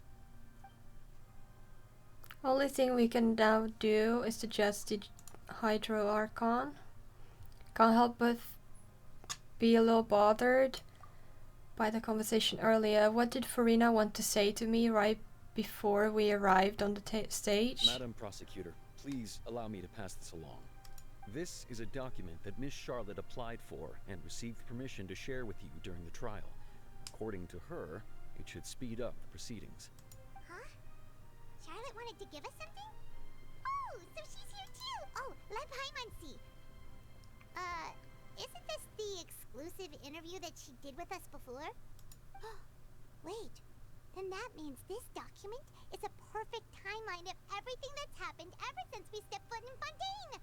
So in other words, we can refer to this anthology of evidence every time we want to use something from our journey as evidence for an argument! Let's quickly confirm the information in it. Just think of it as a refresher, alright? You defeated the Hydro Archon in the very first duels you took part in at the Opera House.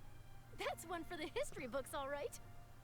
Well, that won't be the first one. I didn't think that you'd wind up getting to the bottom of the case I'd been following all this time.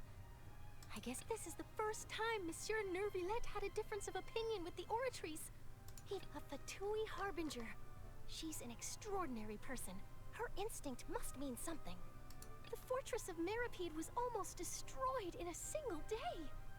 That I didn't witness that scene personally will always be a source of professional regret, I think. According to Monsieur Neuvillette, both Child and that whale should have been in the primordial sea at that time. I nearly lost my awesome friend Navia. To be honest, that still gives me shivers. The words of someone as extraordinary as a witch can probably only be truly understood when something surreal happens to you. Cool. The prosecution and the defense are both in position. The trial shall now begin. About Father, I believe she's not the only Fatui who will Traveler meet. Certainly not, I don't believe. And we've already met more. This guy again, and Gilda is still gone. Yes. Oh, come on, Neuvillette. There's no need to repeat all the unimportant legalese. Just fast forward to the part where the prosecution lays out my offenses. As the defendant and the lead actress of this performance, I still haven't even been informed of my supposed guilt in all of this. Of course, it is only natural for humans to struggle to understand the actions of a god. However, you will need more than that to convict me of a crime. That's true, but my charge here is unrelated to your conduct as an Archon. Instead, I would like to charge you as a fraud, who's never been the Archon in the first place. Ooh. Wait, what was that? Lady Furina's a fraud? Hey, I came here thinking that we were going to try the Hydro Archon for forsaking her duty, but did I hear that right? All the Twitter theories are Charge accepted. In on this. Lady Furina, do you plead guilty to the charge?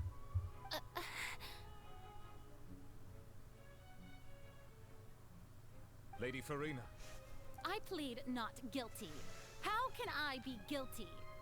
There is no way that I, Focalors, otherwise known as Furina de Fontaine, a member of the Seven and the Regina of all waters, kindreds, peoples, and laws of Fontaine, could be anything other than your true Archon. Yeah. Even though Lady Furina can be rather eccentric, isn't it going too far to doubt her very identity? Yeah, I've never questioned her identity either. Sure, Lady Furina can be super irresponsible, but what grounds does that prosecutor have to make such a huge claim? I have cause to believe that common sense will prevail in this case. Many of the members of the audience have known me as the Hydro Archon ever since they were born. There would be no fooling their memory. See? Even the Oratrice has decided to show me its favor. Are you sure you want to commit to a charge that will never be upheld? If you wish to drop the case, I can promise you as the god of justice that you will not have to face trial for making a false accusation. We will treat everything that's happened as a dramatic Isn't that just spectacle and proving move your on with our point? lives. If you just want to put it up like put it out like that. You have to not only refute Furina's claims, but also overturn the long-held beliefs of the people. Well, I tried to give you the chance to surrender. If you must persist, then let me ask. If you believe I'm not the Archon, then what manner of being do you think I am? And if I was not the Archon, then how did I manage to live for over Well, we know a lot of people who have lived centuries. What do we know to be special about Furina? Okay. We know that she does not possess the Gnosis. That much we know. Maybe this one? First of all, you may be a member of another long-lived race, which would allow you to naturally possess an extended lifespan. And second of all, even if that wasn't the case, there could be A curse! to extend your life. Who gave you that idea? Was it the knave? You'd sink so low as to use a harbinger's words against me. A curse? I once thought it possible that the aura of an Archon might naturally resemble a type of curse. But in light of this claim, perhaps what I sensed was not your divinity, but a curse after all. You sensed it too, huh, Nervlet? Lady Furina is actually a human? Well, it is true that it's extremely difficult to tell humans and gods apart just by looking at them. It's not impossible. Ooh. Well, don't start celebrating too early now. Even if I have been carrying a curse like you said, how does that prove that I am merely a human being? Besides, everyone knows that the main difference between a human and a god is the possession of authority. Gods can do what humans cannot. That's And what why is the they're thing worshipped they as can gods. do? For centuries, You don't have powers. manifestations of my authority have served the nation of Fontaine. One need only to turn their eyes towards the Oratrice Mécanique d'Analyse Cardinal in this very opera house, or consider the endemitium that is used in every aspect of life. Furina actually has no control over the Oratrice at all. That is true. Childa's conviction. I'm pretty sure it's this. You tried to reference the Oratrice, but weren't you as confused as all the rest of us when the Oratrice declared Child to be guilty without any proof? Otherwise, you should have come up with a good explanation for that by now. Didn't I make myself clear at the time? The decisions of the gods are naturally difficult for humans to comprehend. There is no need to provide an explanation. Lady Furina. There is if you're in court. Circumstances is in order. While the court is in session, the principles of justice in the law must come before all else. While you are an Archon, you are also first and foremost the defendant in this trial. You will prove yourself unable to defend against the prosecution's charges if you continue to withhold vital information against the rules of the court. I never thought you'd use that kind of rhetoric against me. That was no trick of rhetoric, Lady Furina. I've merely reiterated the rules of the court. Rules that all should respect and follow. So, you neither knew why Child was declared guilty, nor did you understand the structure and operations of the Oratrice. Instead of having been created by you, the manifestations of authority you mentioned have been made by the real Hydro Archon, haven't they? The real Hydro Archon? Well, now you're really losing me. It is true that I did not know why the Oratrice gave out a guilty verdict that day. But the Oratrice handed out that verdict unilaterally, and it has been operating independently ever since it was first created. You can't argue that just because a divine creation is flawed, that the god behind it must also be no god at all. She's still throwing out all kinds of excuses. Seems like she's confident that we won't be able to produce proof that she has no power over the Oratrice. Of your power as an Archon. This is what I'm saying. There are many ordinary citizens in the audience. How can I just carelessly... Well, all the other Archons could use their power. If that poses a concern, I'm prepared to extend my protection to the audience. You don't need to go that far. Yeah, human with a vision. Aren't you the Hydro Archon? Or is it that you can't even wield the power of Hydro, much less the authority of a god? See? Indemnitium! Yes! It's all because of Indemnitium! All Archons derive their power from the faith of the people, and I've converted the people's faith in justice into Indemnitium. Thus did I give up all of my divine power to provide everyone with energy for their daily lives. Sure. Have you ever seen a more magnanimous god?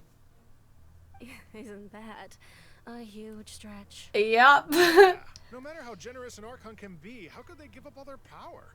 Can a god with no power even still be called a god? It seems like nobody's buying Furina's excuse. Hey, come now, everyone. Please don't stare at me as if I was a liar. Then speak the truth. Furina you knew, right? The one that you loved. Shouldn't you want to believe in me? Please? You've got to believe me.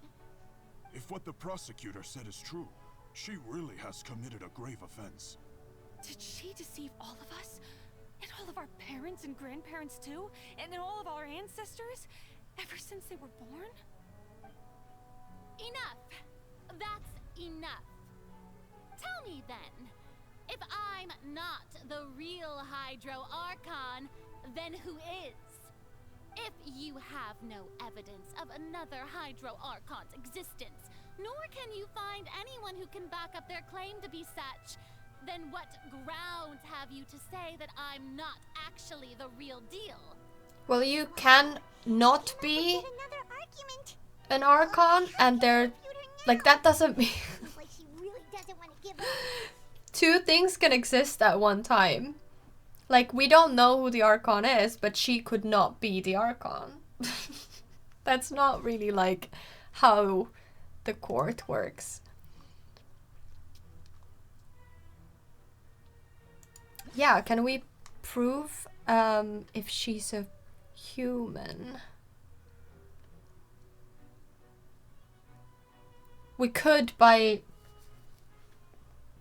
putting her in water, but that would also dissolve her, which would there would no be point for that. So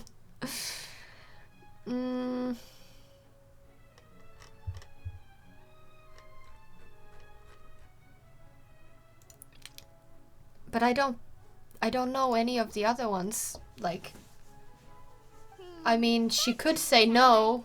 Paimon doesn't think this clue can be used as compelling evidence to build our case. Yeah, I also think that it's not the best idea. Okay. Tea time with N. No, that is not. No whale. The intrusion of the primordial sea into the fortress of Meripede. I don't think so. Serial disappearance of young women case.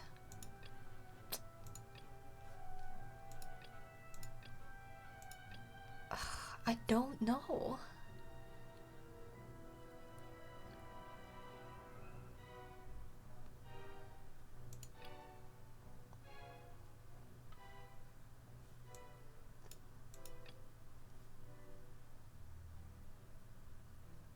I mean, it could be said that why was Neuvillette the one there and not her? No. I'm doing all of them until I get the one that's correct, because I don't know which this one is. It has been established that all Fontainians can dissolve in water from the primordial sea. And that means... Since you insist on claiming to be a god and not a human, then there's a method that you can use right here and now to eliminate all suspicions of you being the latter.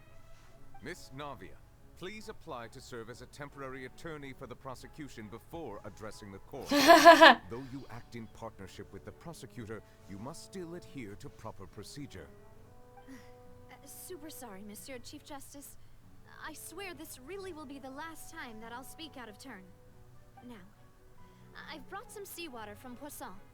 As everyone knows, a massive flood struck the area not long ago, taking many lives, including those of some of my closest friends.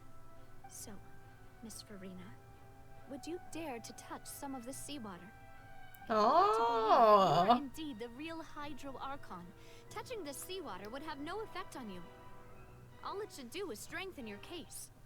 But if you don't dare to touch it, then we would have basically proved the reverse.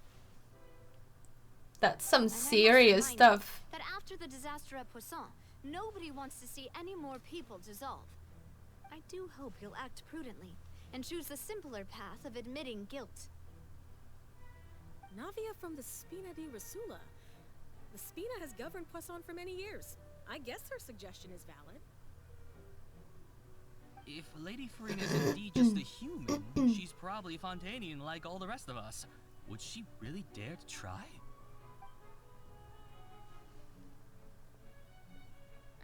Unless she's like a doll or something. If she's not a human either. Lady Furina, this test has been unilaterally proposed by the prosecution. As it falls outside the realm of standard court proceedings, you possess the right to decline participation. Well, of course he had to tell her that. But refusing to participate is basically the same as a confession of guilt. She's just staring at the water without saying a single word. It really does seem like she's quite terrified of it. That could only mean... What's going on? Is she really planning to... That's not what we thought she would... Due to the inherent risk of the test, Lady Furina, you may...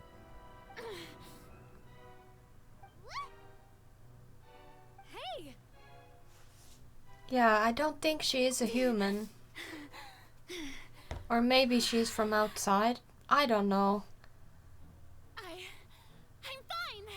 Look at me, everyone! My hand is still here! I haven't been dissolved! Will you believe me now? I really am your Archon! I'm nothing like a normal human who would fall apart as soon as they touch this water! Really? Was this not the most obvious thing in the world? Miss Siegewin? If you are present, Miss Siegewin, please come forward and attend to the defendant. Siegewin? Thank you. Don't be nervous. It'll just take a few seconds. Let me see. That should be enough. Please announce the results of your evaluation to the court, Miss Siegewin. As everyone doubtlessly saw, Miss Furina was displaying symptoms of hyperventilation and flushed skin. These indicate that she was experiencing the adverse effects of exposure to primordial seawater. The extent to which she was affected is the same as other humans when exposed to primordial seawater of a similar concentration. Thank you, Miss Siegewing. Interesting. Lady Furina, you may return to the defendant's stand. Oh, wait. What did she just say?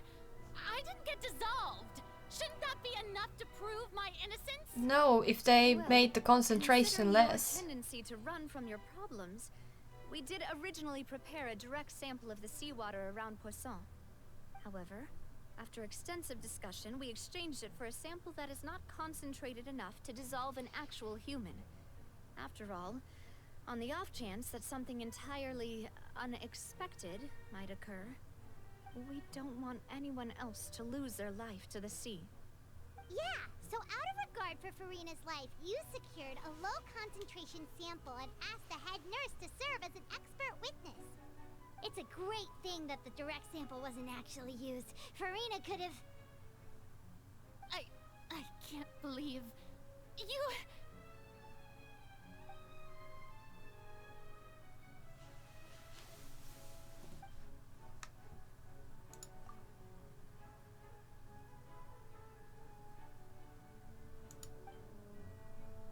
Hadn't she given up on everything a long time ago? Listen to me!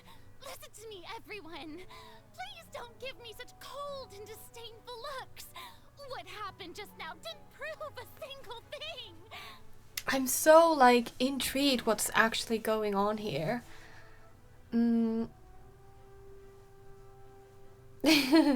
Also, there are a new feature you can use on Bird Stream. That is Stream Streak. Every time you watch Bird continuously, your Stream Streak continues. That's really cool. Thank you. It's enough with Millis and Silver. Yeah, I feel really bad for them. I miss them, actually. Think about it! How can you conclusively prove that an Archon can't also be affected by the primordial seawater?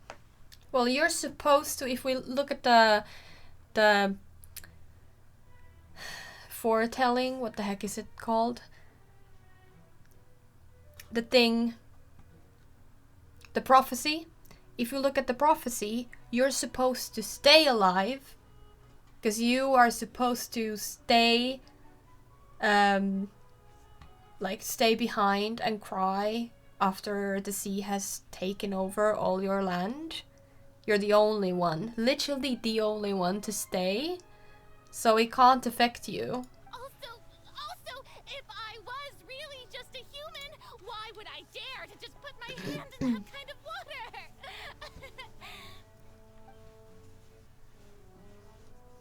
I don't think they believe her anymore. Please, everyone, anyone. But what I'm failing to see is, why is it so important to her? There must be a reason why she's so desperate to, like, be believed.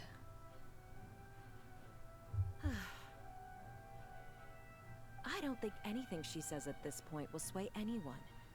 The odds are just too stacked against her now. With all the things that have been said, Hyman doesn't think there's any way left for Furina to win. I believe the time for arguments and presentation of evidence has come to an end. If there are no objections, we will move on to the final judgment.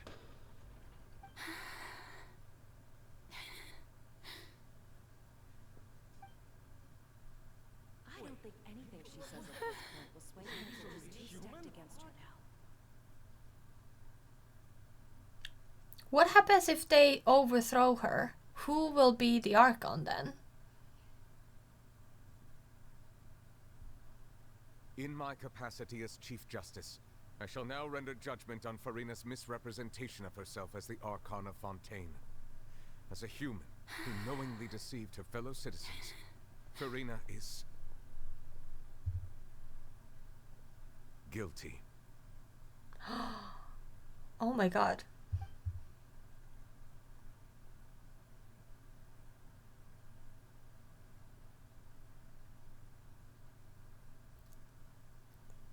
But what happens? Will the Oratrice save her? I wonder if that will save her.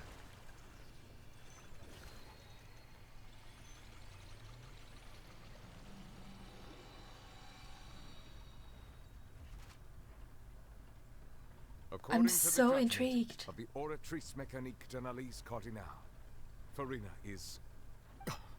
Not guilty. Well, what's wrong? What's the Oratrice's verdict? Yep. No. The Oratrice also displays a guilty verdict. Isn't that correct then? However, the exact wording of the verdict is thus. The Hydro Archon, guilty, to be punished via the death sentence. I'm so confused. The death sentence? What is going on? That's actually one of the available sentences? I've always thought that it was just a myth. What is For going one on? time, the death sentence has been handed out at the court, and it's been given to the very person we've worshipped as the god of justice? What an unexpected twist. Furina's been sentenced to death by the Oratrice? We just wanted to use the trial to show her the seriousness of things so she'd tell us the truth. How did things escalate this quickly? This outcome is indeed quite strange. According to Fontaine's current definitions of justice, as well as its recommendations for criminal sentences, is this sentence really appropriate for the crimes that have been committed? Yeah, even Vacher wasn't sentenced. Instead of Furina, the Oratrice rendered judgment on the Hydro Archon. This is what I'm thinking. Not only is Furina's sentence overly excessive, the very point of our trial today was also to prove that Furina has never been the Hydro Archon in the first place. But now, the Oratrice seems to have deliberately invoked the title of the Hydro Archon. What does this mean? I'm so intrigued. What is going on? Excuse me, if I may interrupt. What do you know? Is the trial still going? Fremine, you finally made it. I assume this means you've completed your mission? Mm-hmm. Any mission Father assigns to me will always be top priority. Is that the first prophecy slate? Huh. So the knave privately arranged for Furina to try and find the missing slate. I looked everywhere and finally found it at the bottom of the sea.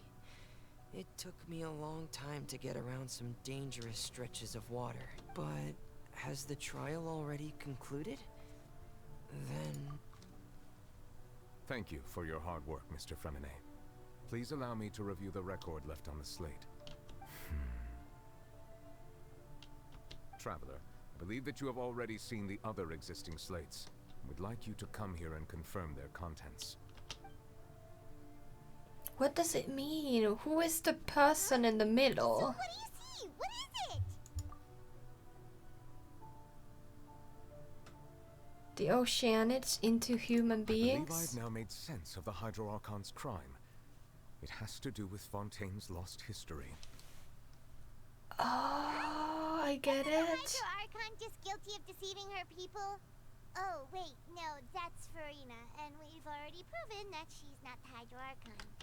So when you say Hydro Archon, do you mean the real Hydro Archon we've been kind of talking about? In truth, everything that you've encountered in Fontaine up until this point can be traced back to the contents of these stone slates. However, I'm uncertain as to how much sense they currently make to you. An association between the contents of the slates and the events in real life. Let's try to recall the contents of the other 3 stone slates. Paimon will do her best to help you remember.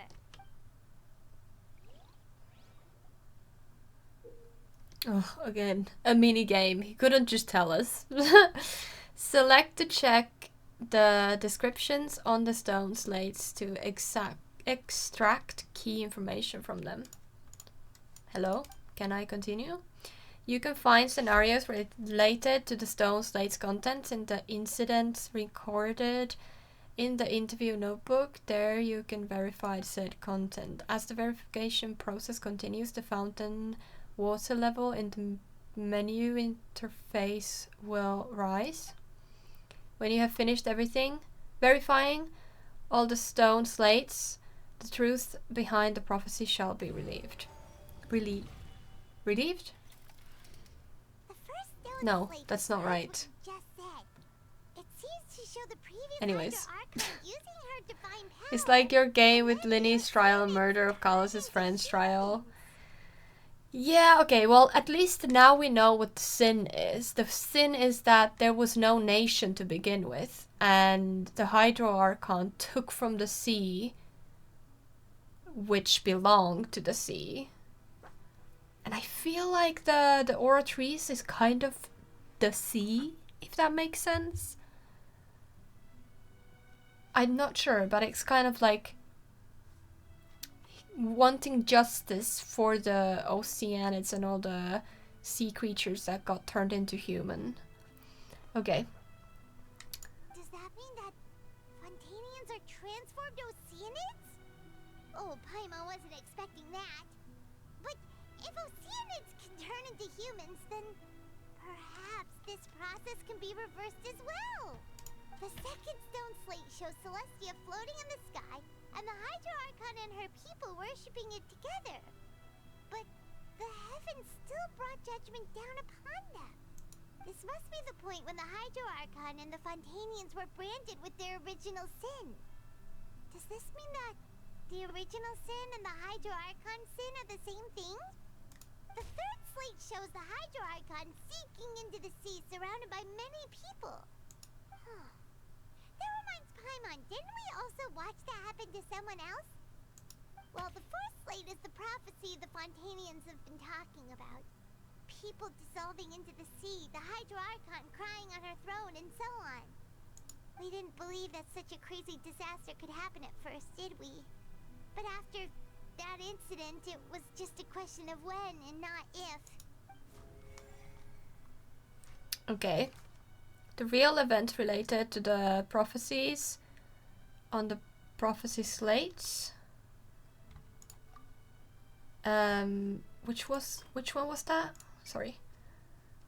The stone slates in the ruin showing the prophecy describe history of the future. The first piece that was originally missing has been found by Fremine. It seems to show the former Hydro Archon using divine power to turn oceanids into people.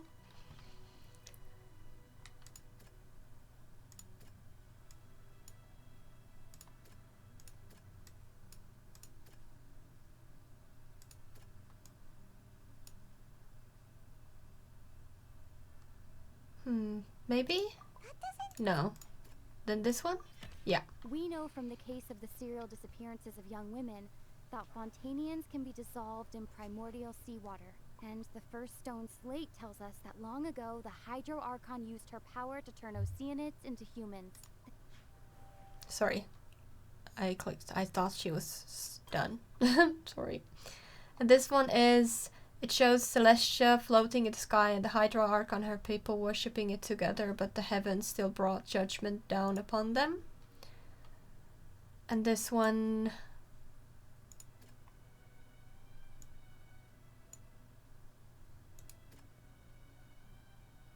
Maybe? He's still guilty? Sound quite right. Okay.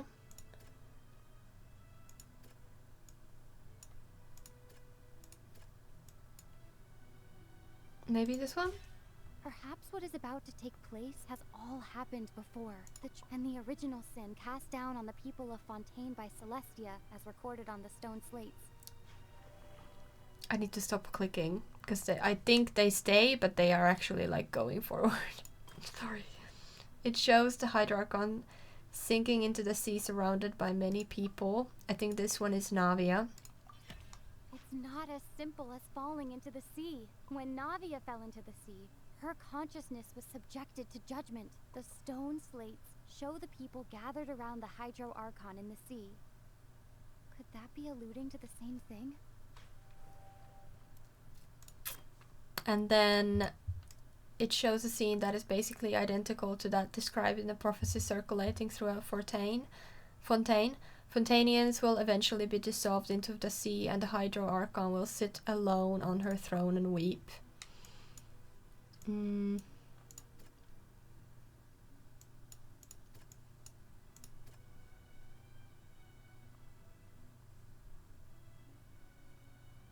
This one? No, it's quite like sad. Shouldn't it be more positive? prophecy from the stone slates found its way into society, but not many people believed it at first. The fortress of Meropide was nearly flooded with primordial seawater, which we know can cause Fontainians to dissolve. It seems increasingly likely that the prophecy may come true. If we hadn't dealt with it in time, things could have gone very badly. They'll dissolve into the primordial sea but won't cease to exist. Their essence will flow in the seawater, converge, and take the form of an oceanid. The Hydro Archon was sentenced to death in court, shocking everyone present. Perhaps this means that her sin was actually Fontaine's original sin. Yes, probably. A quick stretch, thank you. I'm thinking like, why can't we let people decide? Like, can't we just all decide on our own if we want to live in the sea or want to live as people? Shouldn't that, like, mend the sin, kind of? Like, yes, you turned them into people, but now you're making the giving them the choice of existing as a person versus an oceanid. Surely that would, like, justify or, like, rectify it. Navia fell into the water inside those ruins, and she nearly dissolved. She was surrounded by the people of Poisson in a court within her consciousness, and was forced to take part in a trial meant to make her stay. The eruption of the primordial sea at the fortress of Meropide was the surest sign that the prophecy was about to come to pass no matter what. The prophecy's contents can all be verified by recent events. If we combine what we know together, loads of truth should come to light.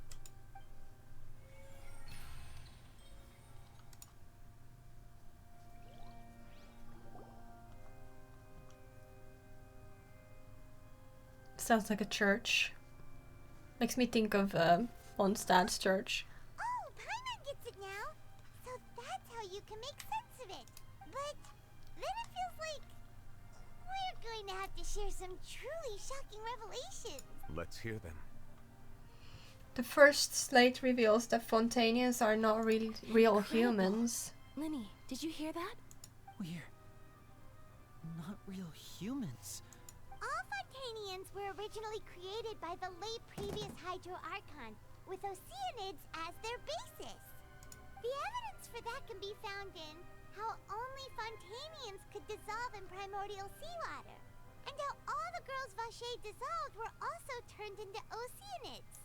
Oh, and according to Navia, when she was about to get dissolved, she also saw everyone gathered around for a trial, all of them in the shape of oceanids. Indeed.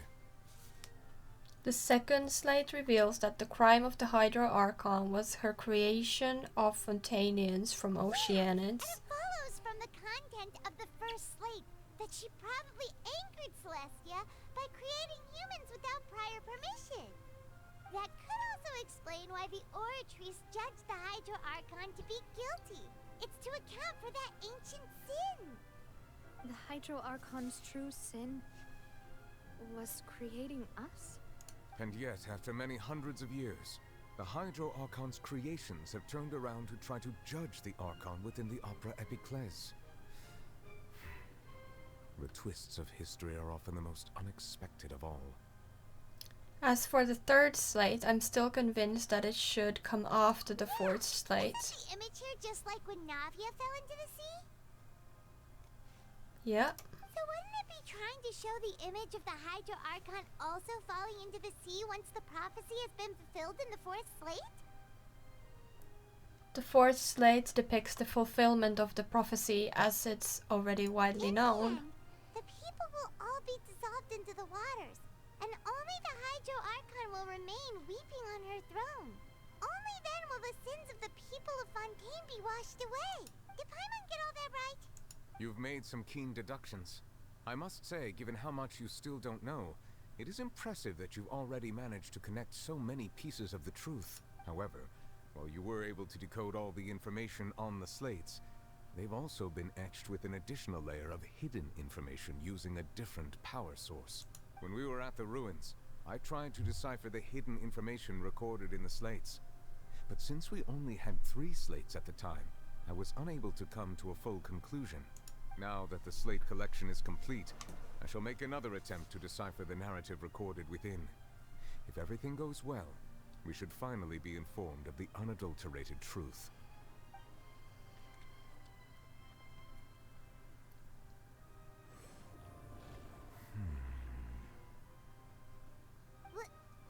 Well? Paimon, let him think! Oh my I god. should share this truth not only with you, but with all the people of Fontaine as well. I will try to briefly summarize it for you.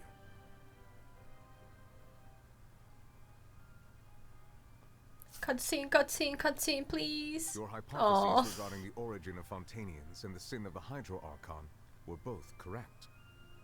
In the Fontaine of old, the previous Hydro Archon sensed the yearning of her Oceanid familiars for life on land.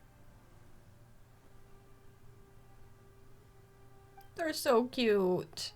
The Oceanids were enamored with the beauty and romanticism of human beings, and wishing to have those experiences for themselves, expressed to the Hydro Archon their desire to become of a similar kind.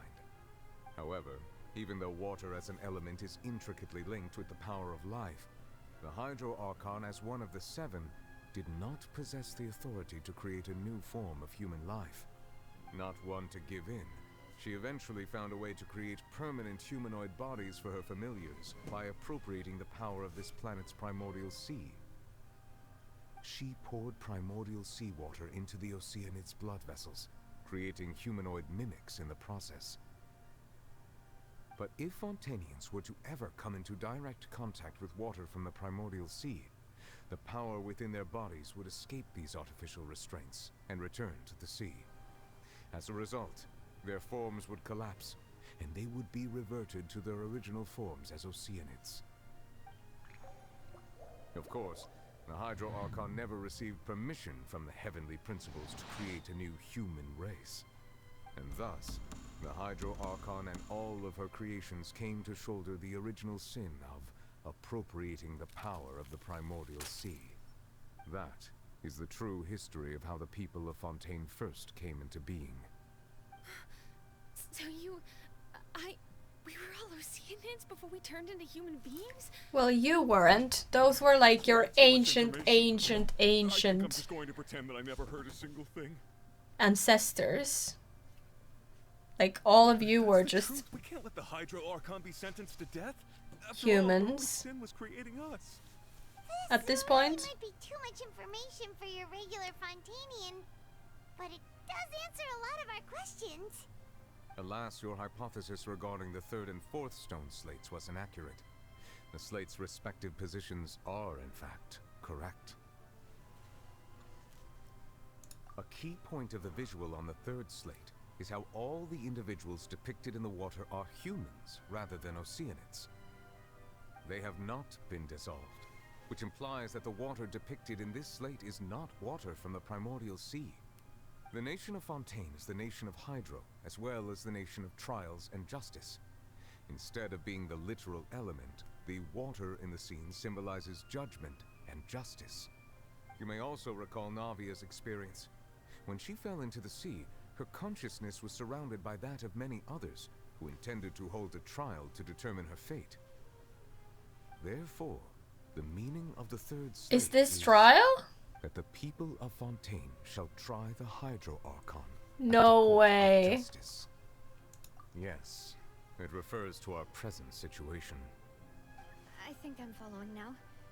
So, what you're saying is... This is why she didn't want on this. this trial to avoid fulfilling the prophecy. Yes. In truth, everything we've done has happened exactly as the prophecy foretold. So now, it seems, we're the ones making sure it comes true. Yeah. What should we do? No way out of this. No matter what, the prophecy will be fulfilled.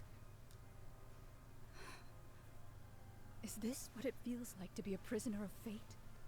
If that's the case, does that mean the scene in the 4th slate will also be fulfilled soon? Traveler, I would like to point out another small fallacy in your deductions.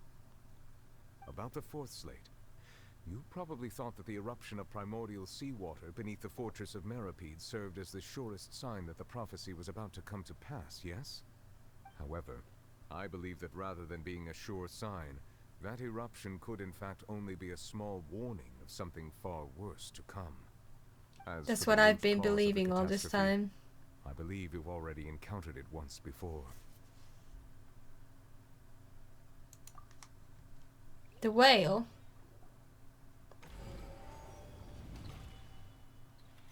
Why do we need to do this when he could just tell us? The things to come. We must find the root cause of the disaster.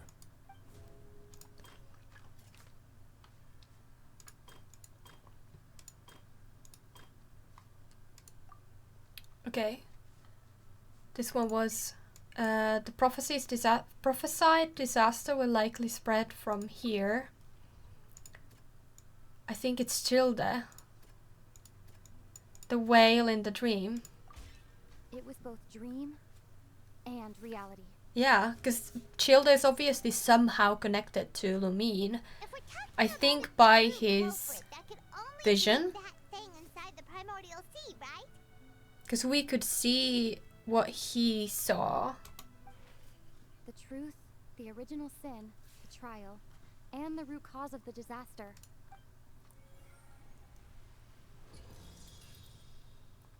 But who or what is the whale? Oh my god.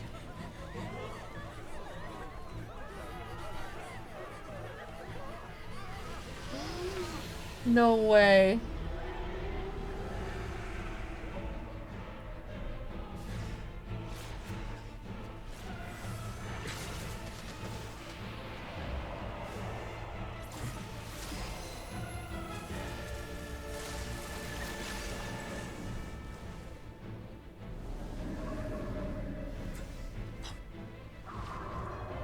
If he's the dragon though, does he count? Like, will he be dissolved as well? Oh, Childe! Oh my goodness! I love him. I hate him, but I also love him. Damn.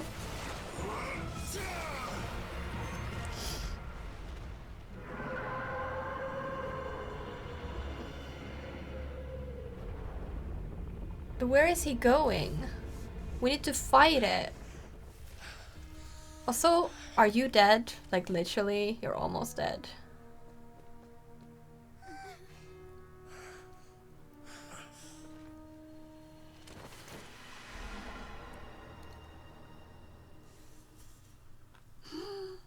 Is it who I imagine it? The fire delusion user? No, it's oh, actually I don't know what that is. But it's Childe. Wait, was that the huge whale you saw in your dream? So we've met it at last. I understand very well why it is chosen to make an appearance here. That whale does not belong to Tevat. It is a monster that has traversed the stars, weeping all the while. It has been greedily consuming the energy from the planet's primordial sea, using it to grow. That is the main cause for the rising sea levels. And once it has finished consuming all of the energy contained within the sea, its next step will be... You said that when the Hydro Archon first created Fontainians out of Oceanids, she filled their blood vessels with primordial seawater. Precisely. That whale finds the blood of Fontainians nigh impossible to resist. Therefore, when it left the primordial sea, it decided to make its next stop a packed opera house full of food. Food in the form of Fontainians. We just barely managed to push it back, right? In that case, won't it come back to target the people again once it's managed to recover its strength? That is correct. Indeed, it is more accurate to say that we should thank that Harbinger for buying us some time. Without him, the whale would have likely come onto land far sooner. Why can't we just go in? He must have been fighting the creature for quite a long time. That battle maniac. We've always known that he had a special connection with that whale, but we definitely didn't expect it to help us out like this. Anyway, now that we know that this whale is the actual cause of the disaster recorded in the prophecy, all we need to do to stop the prophecy would be to find a way to beat it up, right? It is too late. They never revealed this, but people did the math and realized that Shilde fought the whale for 45 days and he did it without his vision either. Yeah, but if anyone can do it, it's Shilde. Literally. Like, he is insane, but in this case, in a good way. It had already absorbed too much of the primordial sea's energy before we could notice it. At this point, it has become practically integrated with the sea itself. Even if the entirety of Tevat were to be destroyed, it could still survive and swim off towards some other world. That's not something I will accept. We've already done everything we can, and we even found the true culprit. We've come so far. You can't just tell me that the last hurdle is some impossible foe. That's just not fair. Indeed. That's not how a grand performance should end. I'll fight it to the end. No matter what. So the prophecy will be fulfilled no matter what, huh? But the prophecy doesn't take us into consideration, though. We're the wild card. We should use that. The prophecy. Yes, what has been prophesied will be fulfilled. You may view such things as the history of the future.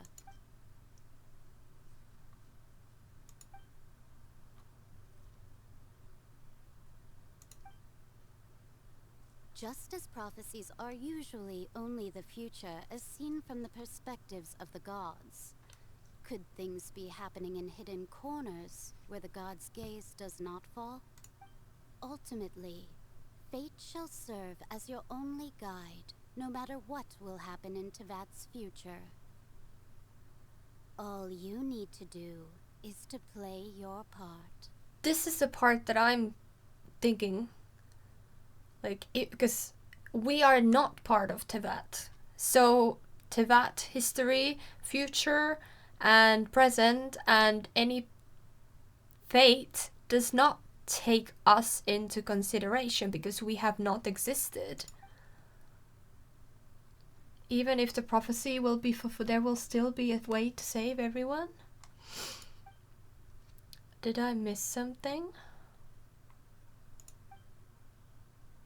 What was it that she wanted to say to me at that last moment? What is her real secret? I want to know so bad as well. What is going on now? I'm a bit scared. What's happening with the oratories? Is she reclaiming her power? It is preparing to carry out the death sentence. She's just defeat.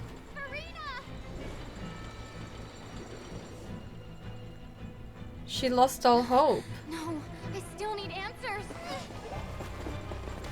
Oh my god, look at us jump.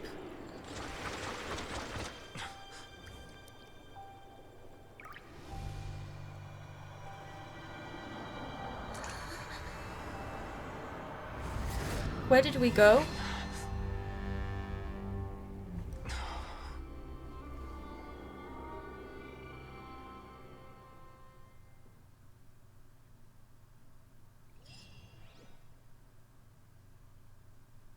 I'm so speechless.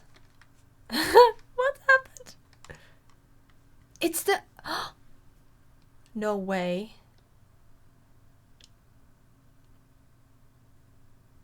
Imagine what people could have had.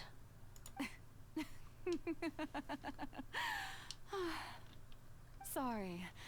That shocked expression on your face is just too amusing. I couldn't help myself. You are not Furina. Who are you? Ah, the sweet sound of bewilderment. Marvelous. A sure sign that my attempt to deceive everyone was a resounding success. But to answer your question, I am Focalors. You know, the god. Focalors? Why did you deceive us? Oh, that wasn't my goal, of course. Goodness, no. But I had to fool everyone else too. if I was to stand any chance of deceiving the heavenly principles. She's so smart, actually. Principles. It's all because of that pernicious prophecy. Dreadful, wasn't it? Everyone doomed to dissolve.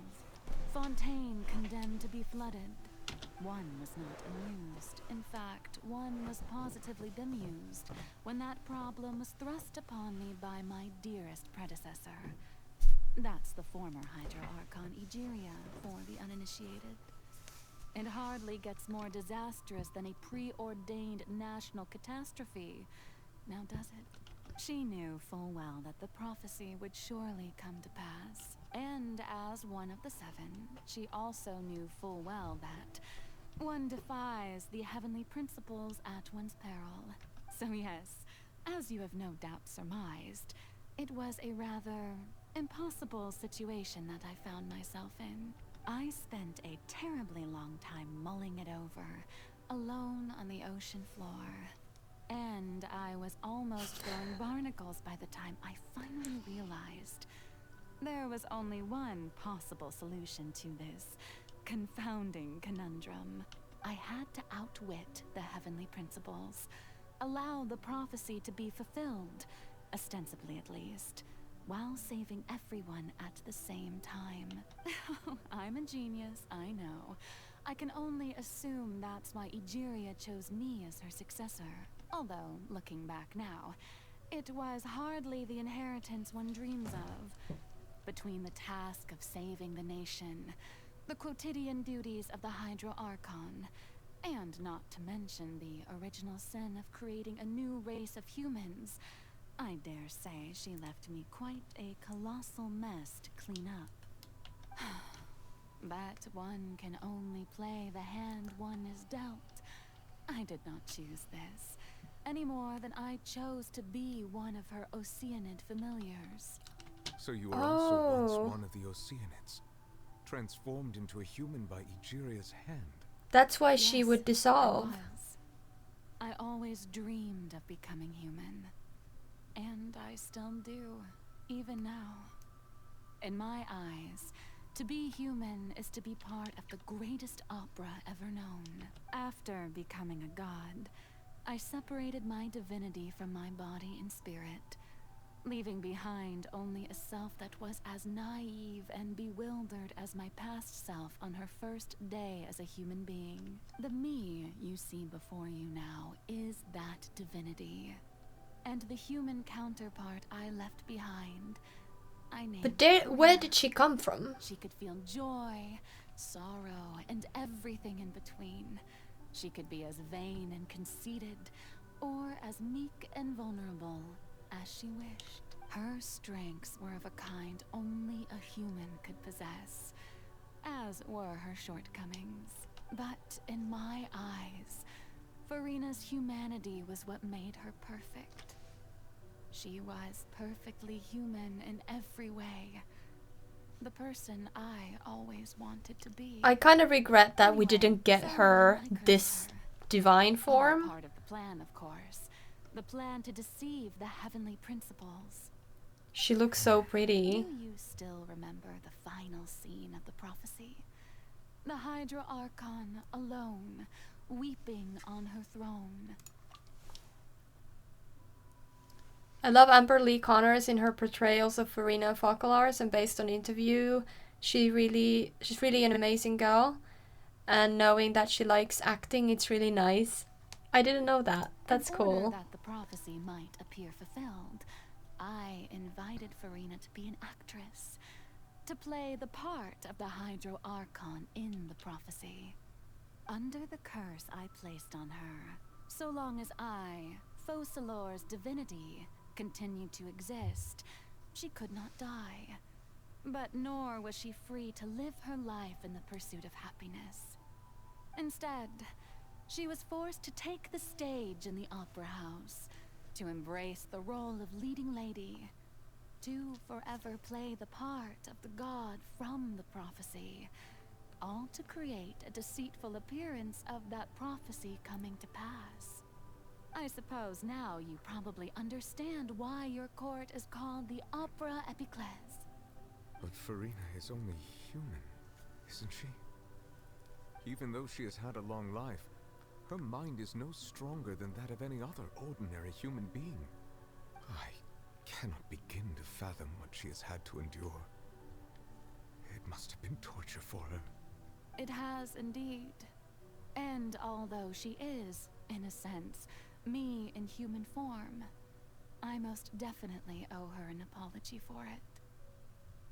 It's been 500 years, and all along, she's been playing her part in the most unimaginably long, unbearably lonely, and agonizingly painful opera of all time. That's horrible that she's been all along all this time. But I guess she doesn't even know some of it. Like, maybe she's unable to understand the strongest of emotions. Sufficient strong hydrosensitivity, I can form an emotional connection just like I did with that Oceanid at the Fountain of Lucine. Furina's inner world? What is she doing on stage? Wait a moment, that probably isn't Furina. That's likely a reflection of her inner self. If I can directly speak to that self, I might be able to easily get what I wanted to know. I came here for answers. Either way, this opportunity is not to be missed.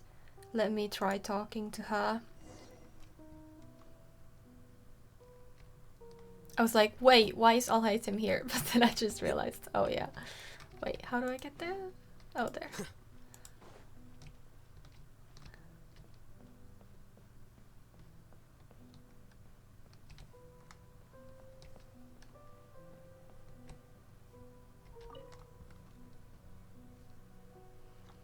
Oh, who permitted you to come onto the stage?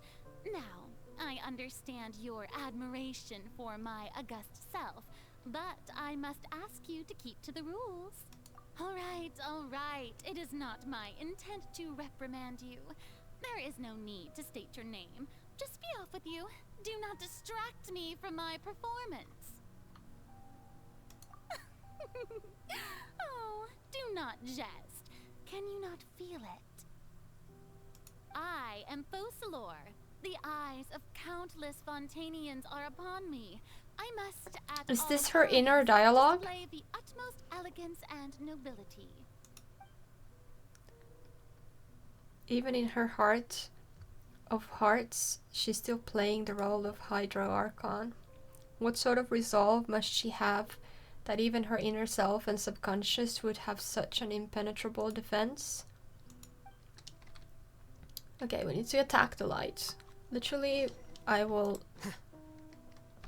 destroy it. Okay, not this way. Dear audience, the performance is experiencing a technical difficulty, but worry not.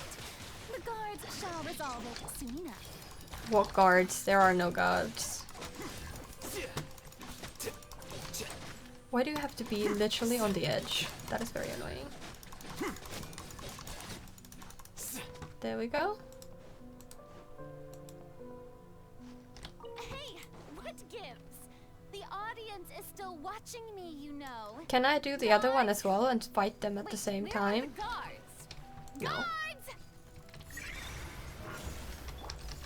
Of course you have to jump.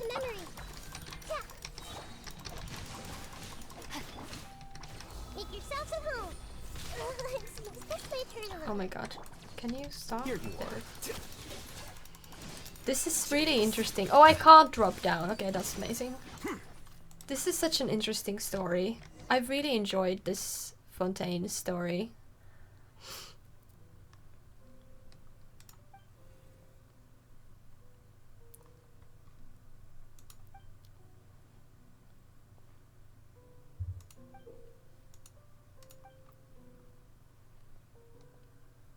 Should I take a seat?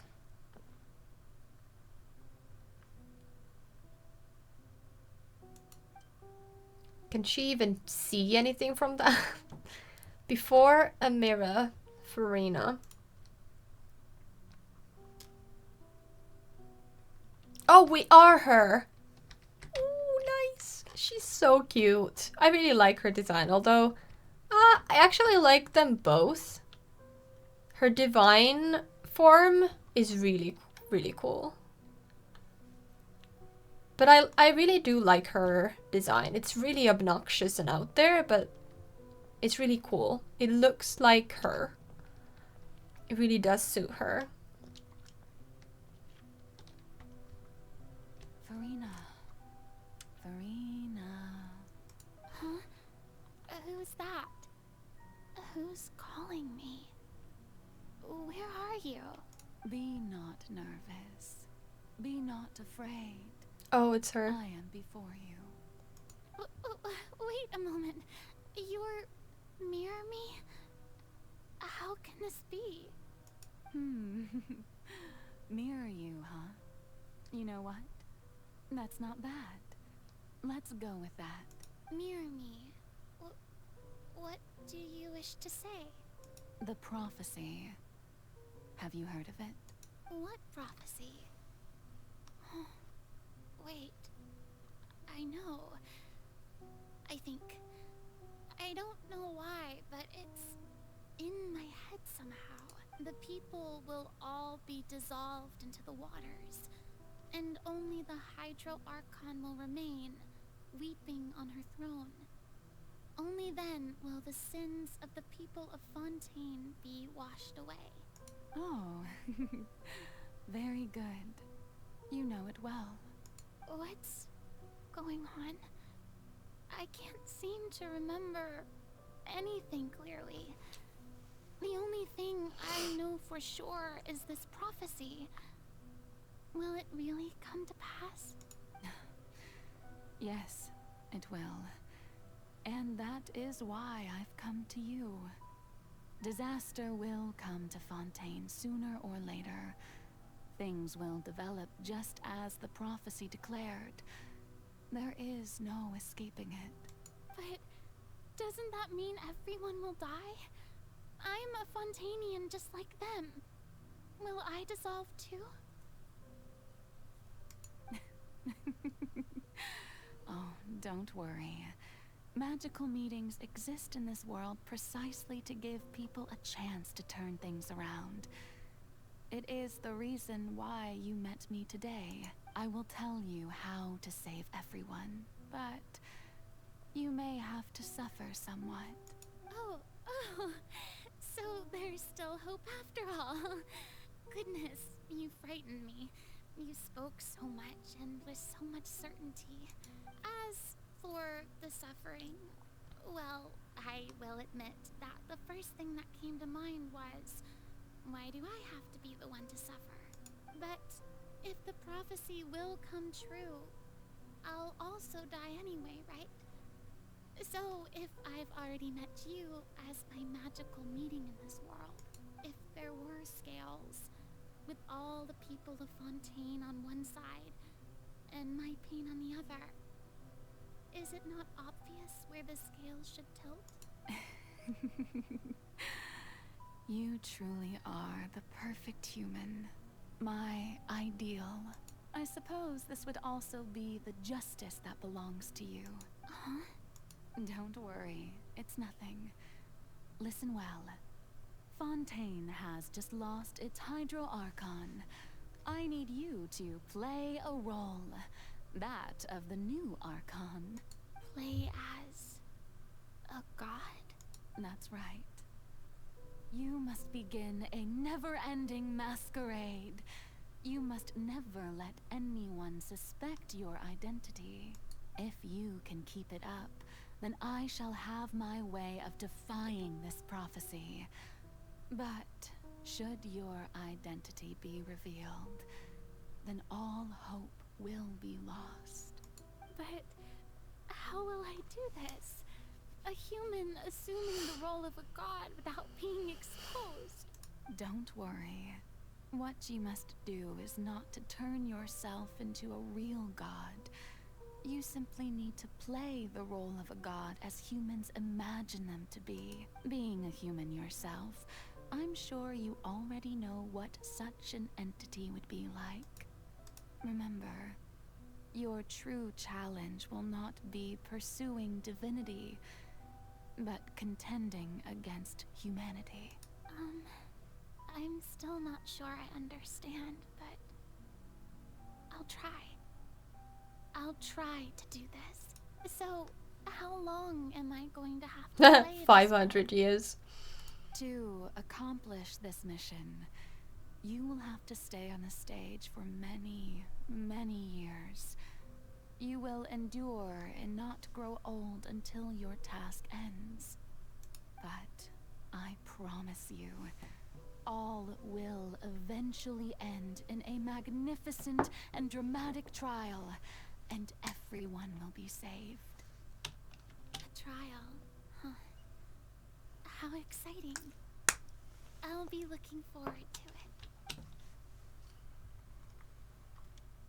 Scene 2, a session, speech, Furina. Okay.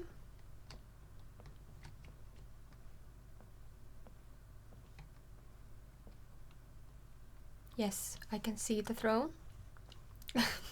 Literally the only thing up here.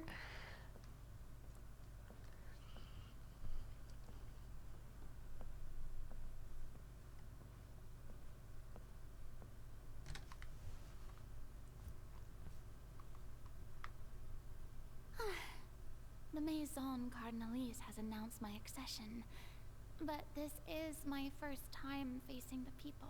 What should I say to most appear like a god? To be honest, I still don't know. Perhaps I should first try to act natural. Ladies and gentlemen, good evening, and welcome to the Opera Epiclese. I'm sure you've all heard about how I have taken on the role of Hydro Archon. Indeed, I am Furina de Fontaine, your new Archon.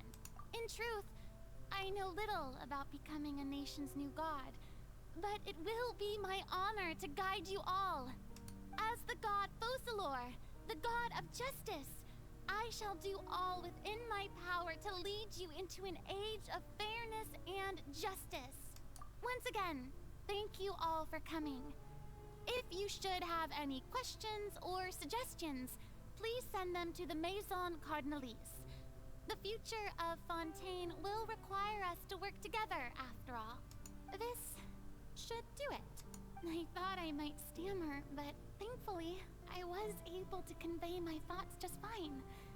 Okay, and next. That's the new Hydro Archon. Is this some kind of joke by the Maison? I would have thought that a being that surpasses humanity would be a bit more assertive. Hey, did you hear that? She even told us to send her suggestions there at the end. Shouldn't gods be all-powerful? She's being so modest. What's the difference between her and an ordinary person, then? If you ask me, perhaps the succession didn't actually happen. She might just be a Maison-backed puppet. Wait, what's going on? Why is everyone suspecting me of being a fake? Oh, this is bad. If I get exposed here, there'll be no saving the people from the prophecy. Right.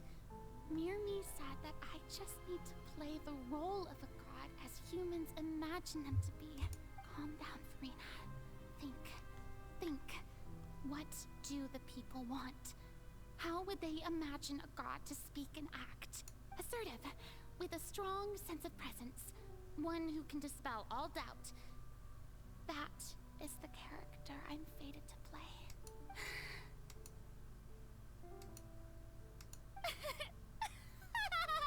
I was expecting when this was coming. Very good, my people. Only ones such as you are deserving of my rule. Now, I was wondering if some weak puppet were to one day come onto the stage and claim ownership of this opera house, would the children of Fontaine follow them? Well, it seems that you would all see right through them. Having passed my test, you are qualified to witness wondrous trials alongside my august self, here in this opera house. You may consider my previous act a door gift of sorts. I thought it was a debut that suited the atmosphere. Now then, let us be reintroduced. Ah, so that was just a performance. How could I have forgotten that we were inside an opera house? Personality. It's quite shocking, to be honest. I suppose it's a better look than before. Such a fascinating and bold deity. How wonderful. Our future may yet be bright after all. That must be really hard. Like, why do all these characters hear people's thoughts? Like, that would be horrible. I would never want that. She's the embodiment of world is the theater. People already given the role and they will perform it like on theater. Yes. It seems I've turned them around. Best follow this flow and restart my accession speech. What is conviction? Conviction is like stern beliefs, right? My dear people, whether you acknowledge me or not, whether you trust me or nay, I say to you, keep faith in your ardor for justice. We have heard it said that this nation's sins can no longer be washed away. She would turn up the drama, for sure. Justice is most fragrant when it blooms amid sin. The scales of justice should not weigh heavy in the hands of its God. On one side, it must carry fairness and justice. And on the other, praise and applause. May law be the prayer on our lips. May judgment be our worship. Let us light the fires and drink to the future of Fontaine. I wonder what would happen if you'd chosen the earlier ones. That justice cannot solve. All that is needed is for you, my people, to believe in it, heart and soul. So long as I, the Archon Focalors, stand within the Opera Epiclese, so long as I stand before the oratrice, I shall even judge the gods of this world! At least she won the people over. At this point, I would gladly turn them back to water because they're super mean and really insane. Scene 3, Opera House.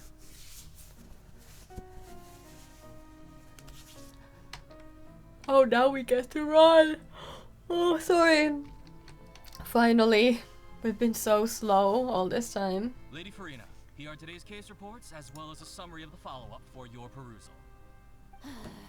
Come now, was I not just at the Opera House in person? Leave these kinds of things to Neuvillette. Besides, none of these trials were the one that I'm looking forward to the most. If I may be so impertinent, what kind of trial are you truly looking forward to? A magnificent, dramatic, and wondrous trial. A trial to end all things. Aww. How could you hope to understand? It's her own trial. I fear I lack the ability to grasp your divine thought, Lady Archon. No need for fright, and do not take what I said before too seriously.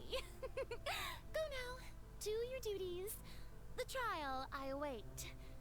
It will come one day. Maybe she went to trial with us precisely because she thought she could do that herself. Lady Furina, I don't know what to say. Thank you for agreeing to see me. No need to thank me. Or rather, thank your own sense of perseverance instead. Long have you stood in line to meet me, have you not? Oh, I'm afraid that's just an inevitable consequence of my divine charm. All right, Deoteria, is it? How is your son's illness? You remembered me, and you knew of my family too. He is doing much better now. In fact, he is far more of an ardent believer than I. He was the one who forced me to seek an audience with you, and to bring your words back to him. Oh, good. Very good.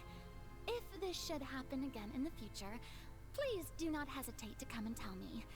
Going down to citizens' homes every so often, while not usual practice, should serve as a fine change of pace. Ah, you're such a gentle and wise god. Thank you once again, on behalf of my son. Interesting. Also interesting why we're just looking at a couch.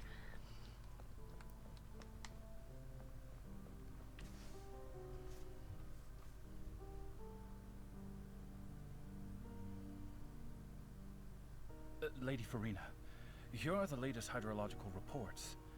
As for the specific parameters you asked to take note of, I'm afraid things still don't look good. I see. It's as I thought then. As your god, I did already expect this, but I wanted to see how far your human wisdom would allow you to analyze it. All manner of signs indicate that the prophecy will still come to pass. Forget it. That's not something you need to worry about right now. Well, as I understand it, the Fontaine Research Institute is also trying to find a way to counter the rising water levels. Really? Have they found anything? I'm afraid that they haven't found any effective solution thus far. Oh, is that so? Well, no wonder. This issue has reached the realm of the gods after all. Still, their spirit is praiseworthy. I have to say, it must be really exhausting like this. Living a... Day's finally over. like this. I had to breathe this whole time. But it's good to see that everything's getting on track. You play as Furina, you should get all the benefits. Yeah, it's sad that we don't get to fight, but it makes sense because she never uses her power, as she technically doesn't have them. Everyone will be saved. Alright, Furina, don't think too hard about this. You need rest. Tomorrow's a new day.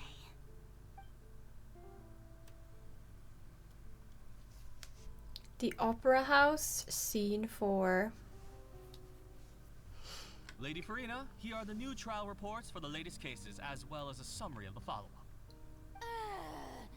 There'll be no need for that. I've seen them already. There's no need to go back over scenes I've witnessed in person before. Lady Furina, I've waited so long for this chance to see you in this manner. Indeed, my dear, loyal citizen.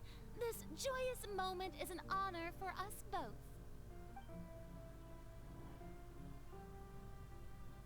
Lady Furina, we're detecting significant hydrological anomalies near Poisson.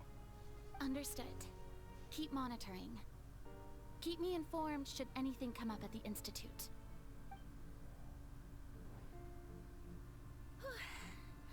I don't think I let anything slip today. I must show the people that there is nothing to worry about. I just don't know when these days will end. I feel utterly exhausted. Best to rest early today, too. I do think she looks better with short hair. I think her long hair should have stayed for Focalors, like the divine version of her. And then the short hair would be her here. And I also don't understand, like you see now, she sometimes has short hair and sometimes doesn't. I'm not quite sure why that is. Yikes. Lady It's a Furina, freaking long time. It's like a dream being able to speak with you up close like this. I've heard that the first member of our family who was honored to receive an audience with you was Madame Dioteria, almost 20 generations ago. And what a fine family yours is indeed. It brings me great joy to meet such a faithful believer. A descendant of a line most ardent. She sounds like she's almost crying. You exaggerate, Lady Furina.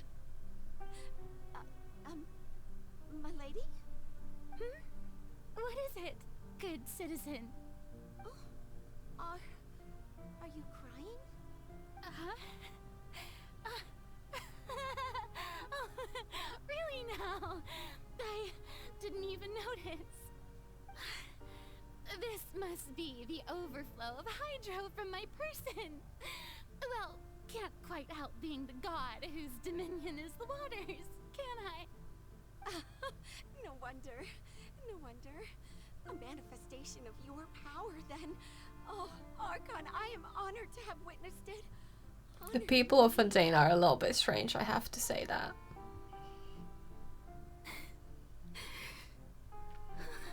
Like, they're very realistic, but very strange. So lonely. Just how much longer? Hundreds of years must have passed by now. Perhaps the show must go on for hundreds more. I never imagined that it would hurt so much. Have I reached my limit? No. Perhaps I reached it long ago. Today I didn't even notice my own tears. I want to tell someone, anyone, about this. But would that not destroy all I've done so far? I've conducted so many investigations across the centuries. But there's not even a sliver of hope that we might break the prophecy. All I can do is keep heart. I must maintain this act. It is the only way to save Fontaine. Please, mirror me. You have to succeed.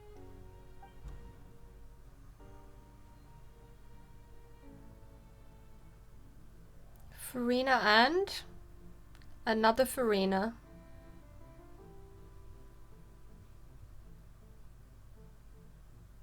Furina, you don't have to shoulder this burden alone. Oh, it's us. Although I don't know what you might be keeping from everyone, your people are more than willing to share your burden with you. Yeah. This is from technically today, but I don't know if it's actually today. Share my burden. That's impossible. It was fated right from the start that this would be my duty alone. But even if your burden doesn't need to be shared, you can still choose to confide in someone. Just share it with me. I'm what you'd call a witness. A witness? Yes. I've heard that you came to Tevat from beyond the stars, yes.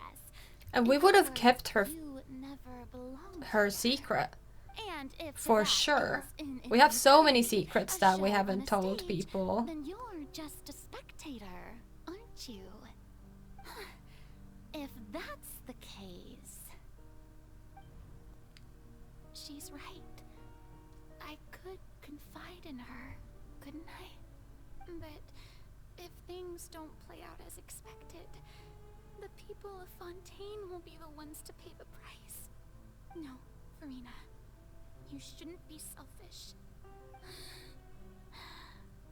But what if it's really alright? Furina, you've worked so hard for so long. Surely it would be okay to put yourself first for once. Just this once. Is it such an outrageous thing to do anyway? To find someone in whom you can confide your frustrations and sorrows? Surely it could not hurt. If you let this opportunity slip through your fingers, it might never come by again. Think about it long and hard. Too long. She thought of it too long.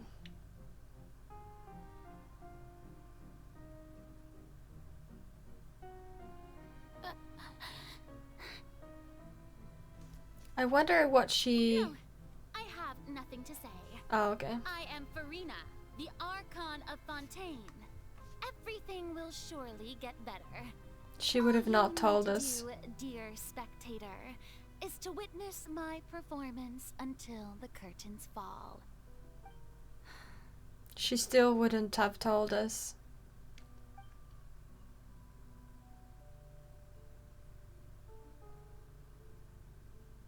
Fine.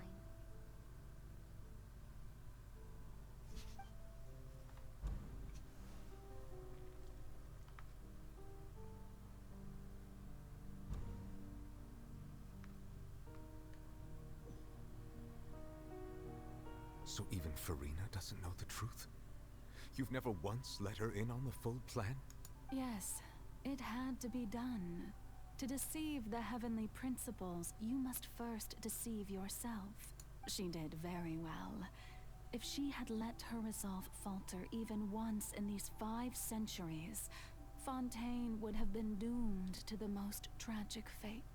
It seems that trusting humanity was the right decision after all.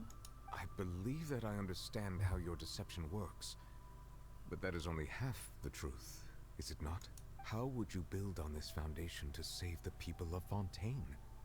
That is the most important thing. Ah, good, good. Of course, the Udex of Fontaine has pinpointed the crux of the issue. I'm sure you've long sensed that the Oratrice is no simple machine, yes? Is it her? I've always suspected that it had its own consciousness. And Lenny did mention that he heard a human voice within the core chamber. It now seems that that person was you, hidden within the machine all along. And then I became one with the Oratrice, taking Fontaine's gnosis with me. Yes, it would seem so, wouldn't it? Alas, your understanding of this device still lacks sufficient depth. In truth, it is no enactor of justice. It is, in fact, a device created to kill the god of justice. Beg your pardon? Oh, you have it. And to be more precise, not only will the Oratrice take down the god of justice, it will also take down the divine throne upon which she has been placed. I mean, did you think I would be the sort to enjoy peaceful repose while Furina suffered? My work over these last 500 years has been to constantly accumulate indemnitium within the Oratrice. But really, some have already discovered that only a small fraction of the energy generated by the device was ever used to provide power to Fontaine. The vast majority had to be accumulated to enact this death. So she's killing herself. It was all part of your plan then?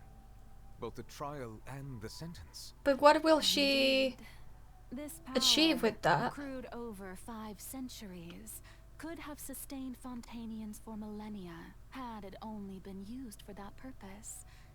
Almost all of it has now been stored within the Oratrice. But only power of this magnitude could hope to destroy the Hydro Archon's divine throne, shaking the rules established by Celestia, and breaking through the institution that is the Seven. So the Oratrice's call for death was for neither Furina nor Focalors, but for the Hydro Archon. I don't the follow. destruction of that divine throne.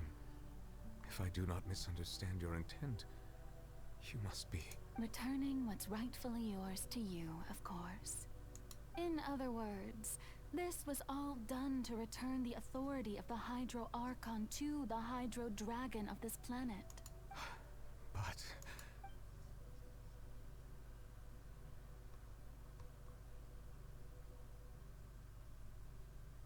Oh, what? Getting sad again, are we? The authority of the ancient dragons shall soon be yours once more, O Hydro Dragon Sovereign. And this is the face you make. all you've done throughout the years is just so you can sacrifice yourself at the very end. I've never quite seen it that way, you know. Even now, I'm quite pleased at how well my deception worked.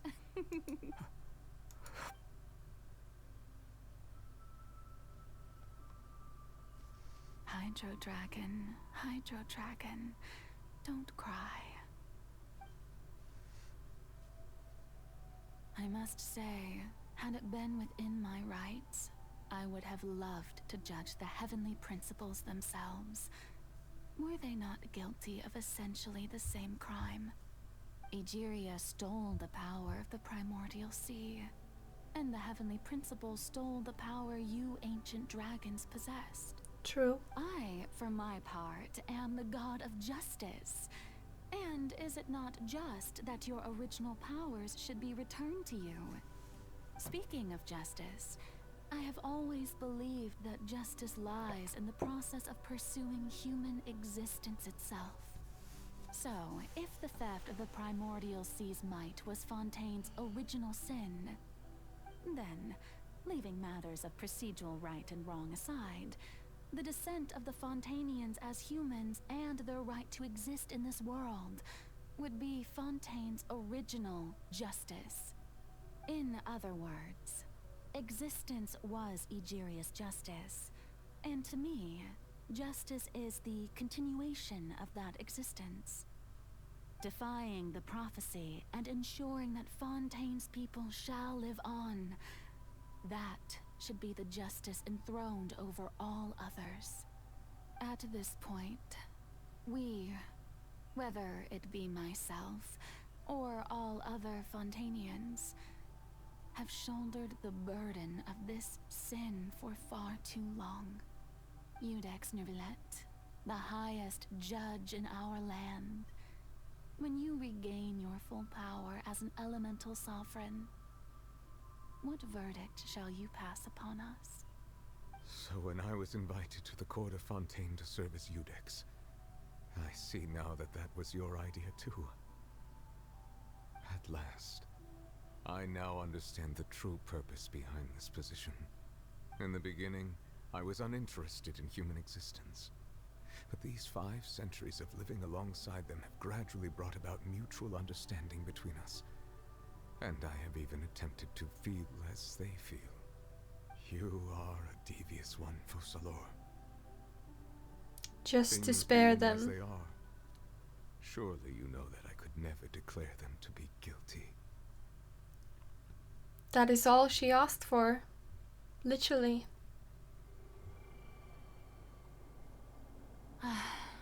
The hour of my execution is almost here. For the sinner, the curtain call has come. I know I may not sound it, but faced with death, I find myself a little afraid. Perhaps this is one thing both gods and humans have in common. Damn. Farewell, Nervillet. I hope you've enjoyed the part you played these 500 years.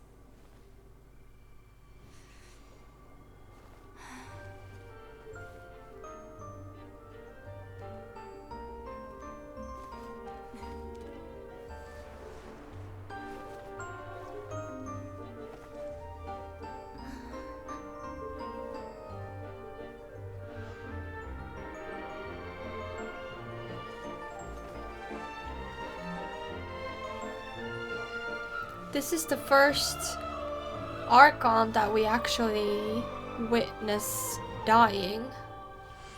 The other ones have either died before or we've saved them.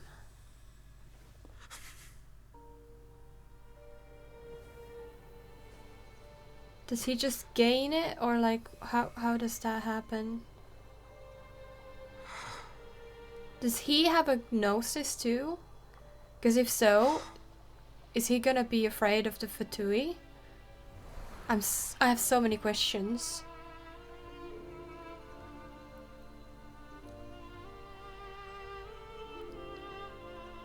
Is she gaining a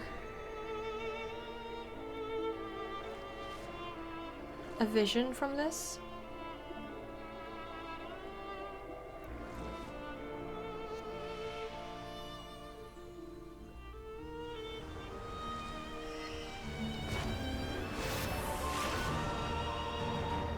Oh my god, he looks magnificent.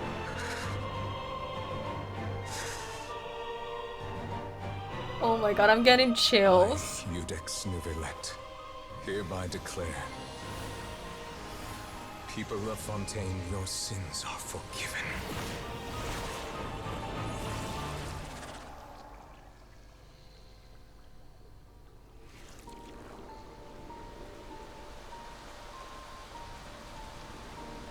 I have chills running all around my body. Like my hairs are standing on end. That was so...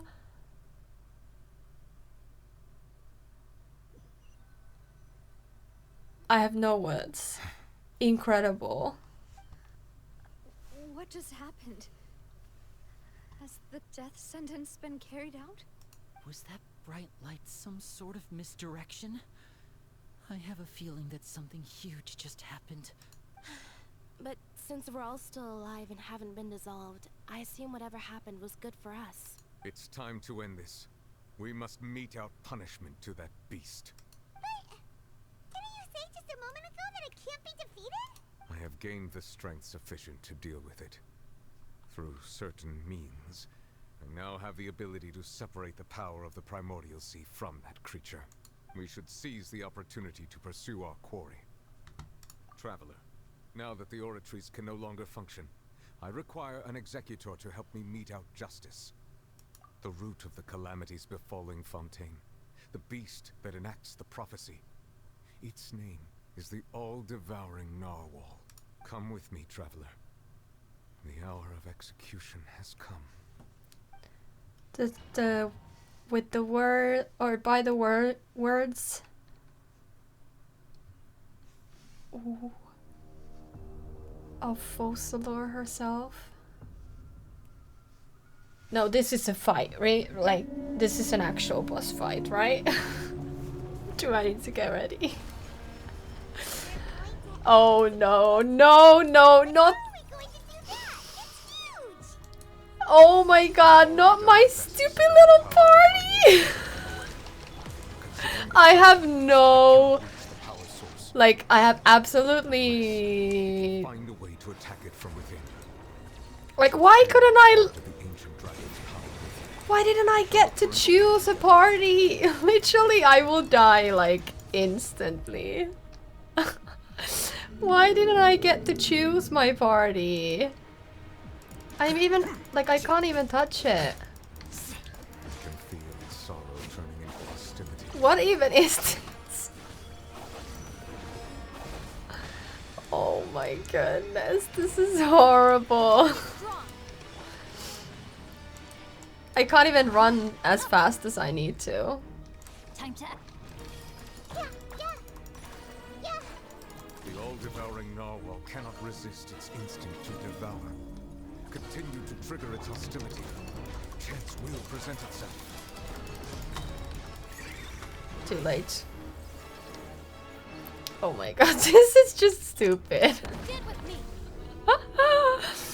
Oh my god.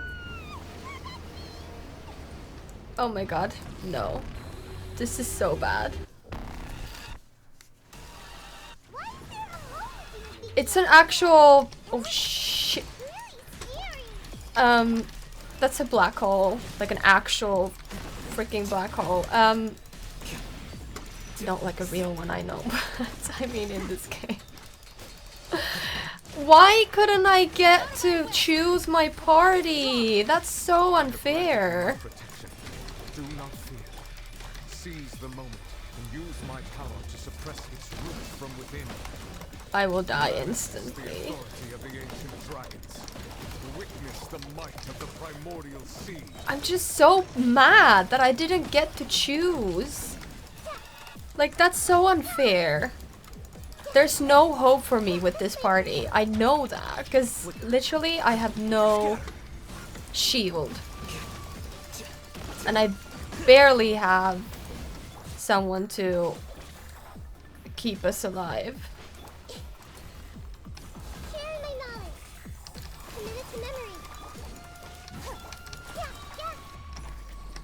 Come on!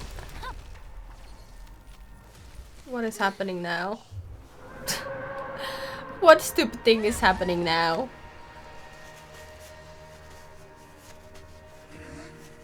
So he just...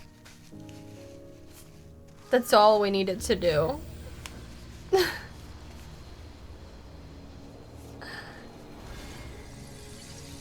He needed help, yeah.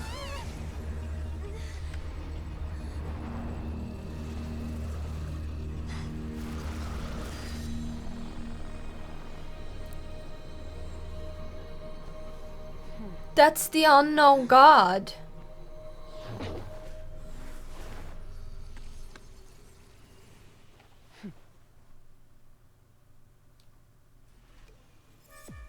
I thought this was from some other game. I didn't realize that was actually... It was just supposed to be a short private training session for me. I didn't think that my disciple and my master's pet would start brawling in the meantime. Well, actually, I had a feeling that it would happen at some point, but they bumped into one another earlier than I thought. What a blunt... That power. Who are you exactly? Hyman has an idea.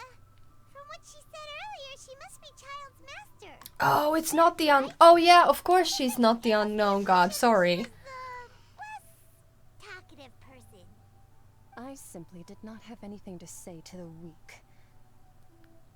But you, on the other hand, managed to defeat the all-devouring narwhal without using power from beyond this world. So you may speak to me as equals. I have to agree. It's a strange use of a planet's primordial waters just to raise an all-devouring narwhal.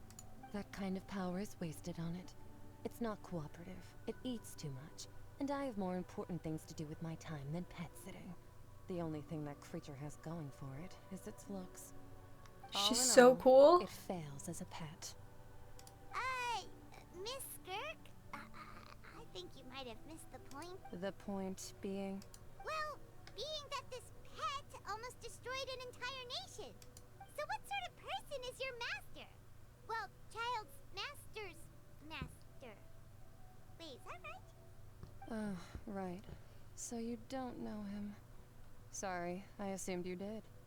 His name is Sertologi. Huh? I am unfamiliar with that name. Huh. So Master isn't sufficiently famous. How should I describe him then?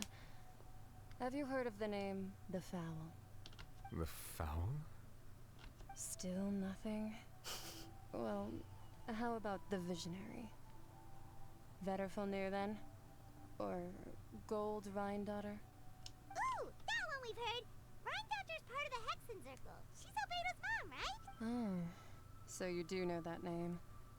To be honest, I also heard all of those names and titles from my master. I don't actually know them either. But I suppose you understand now, yes? My master is likely a similar sort to Rhindaughter. They are both pursuing some form of perfection. Wait, didn't you also mention a visionary person? Hyman didn't quite catch their name. Actually, never mind that. I believe it expedient to inform you that the all-devouring narwhal used up nearly all its strength fighting you. Such roiling hydro energies will prove difficult for the planet's deep seas to digest. As such, the Fontaine back on the surface has most likely been thrown into chaos. In other words, the prophecy that you've been fretting over should now be in full swing. What?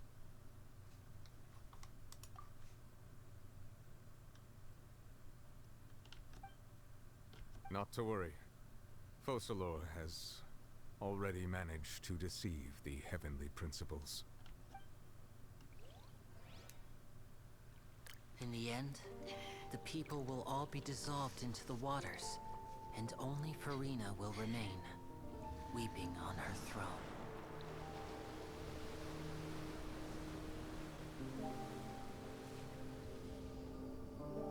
Is this really happening? Like, is this actually what's going on? Will the sins of the people of Fontaine be washed away?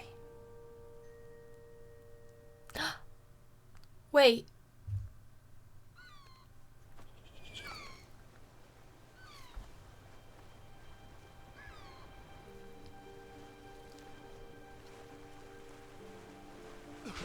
Yes! I thought so! He forgave them the sin.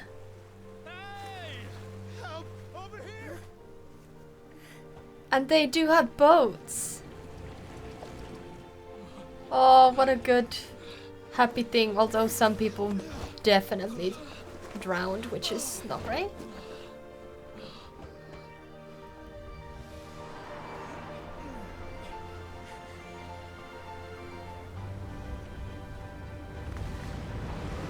The Ark.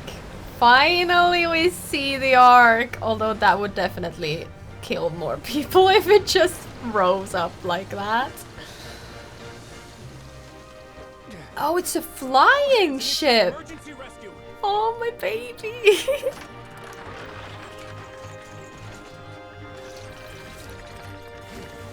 Oh my god, that is so funny though.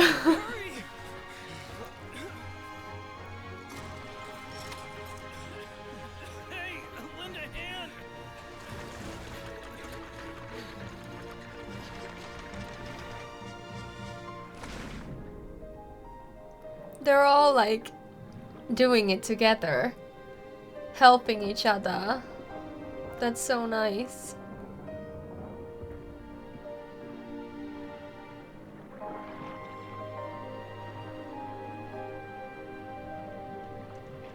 Why are they all free diving? He's a diver. He should not be free diving. Look, the water's receding.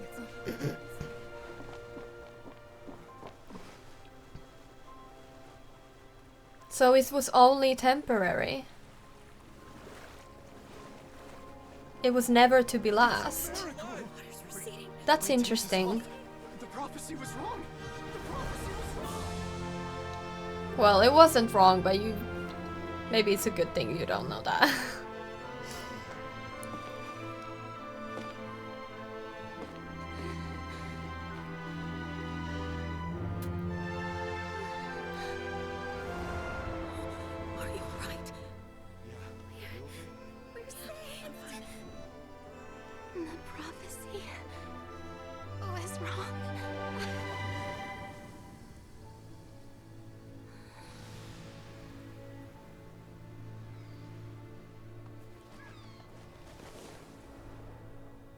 If the Genshin animation will look anything like this, I will die as a happy person.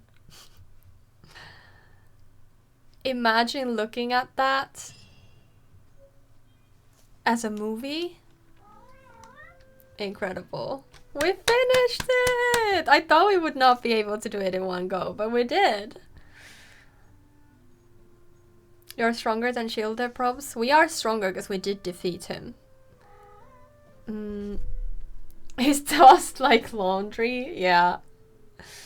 Some people actually tell that her looks like Jingliu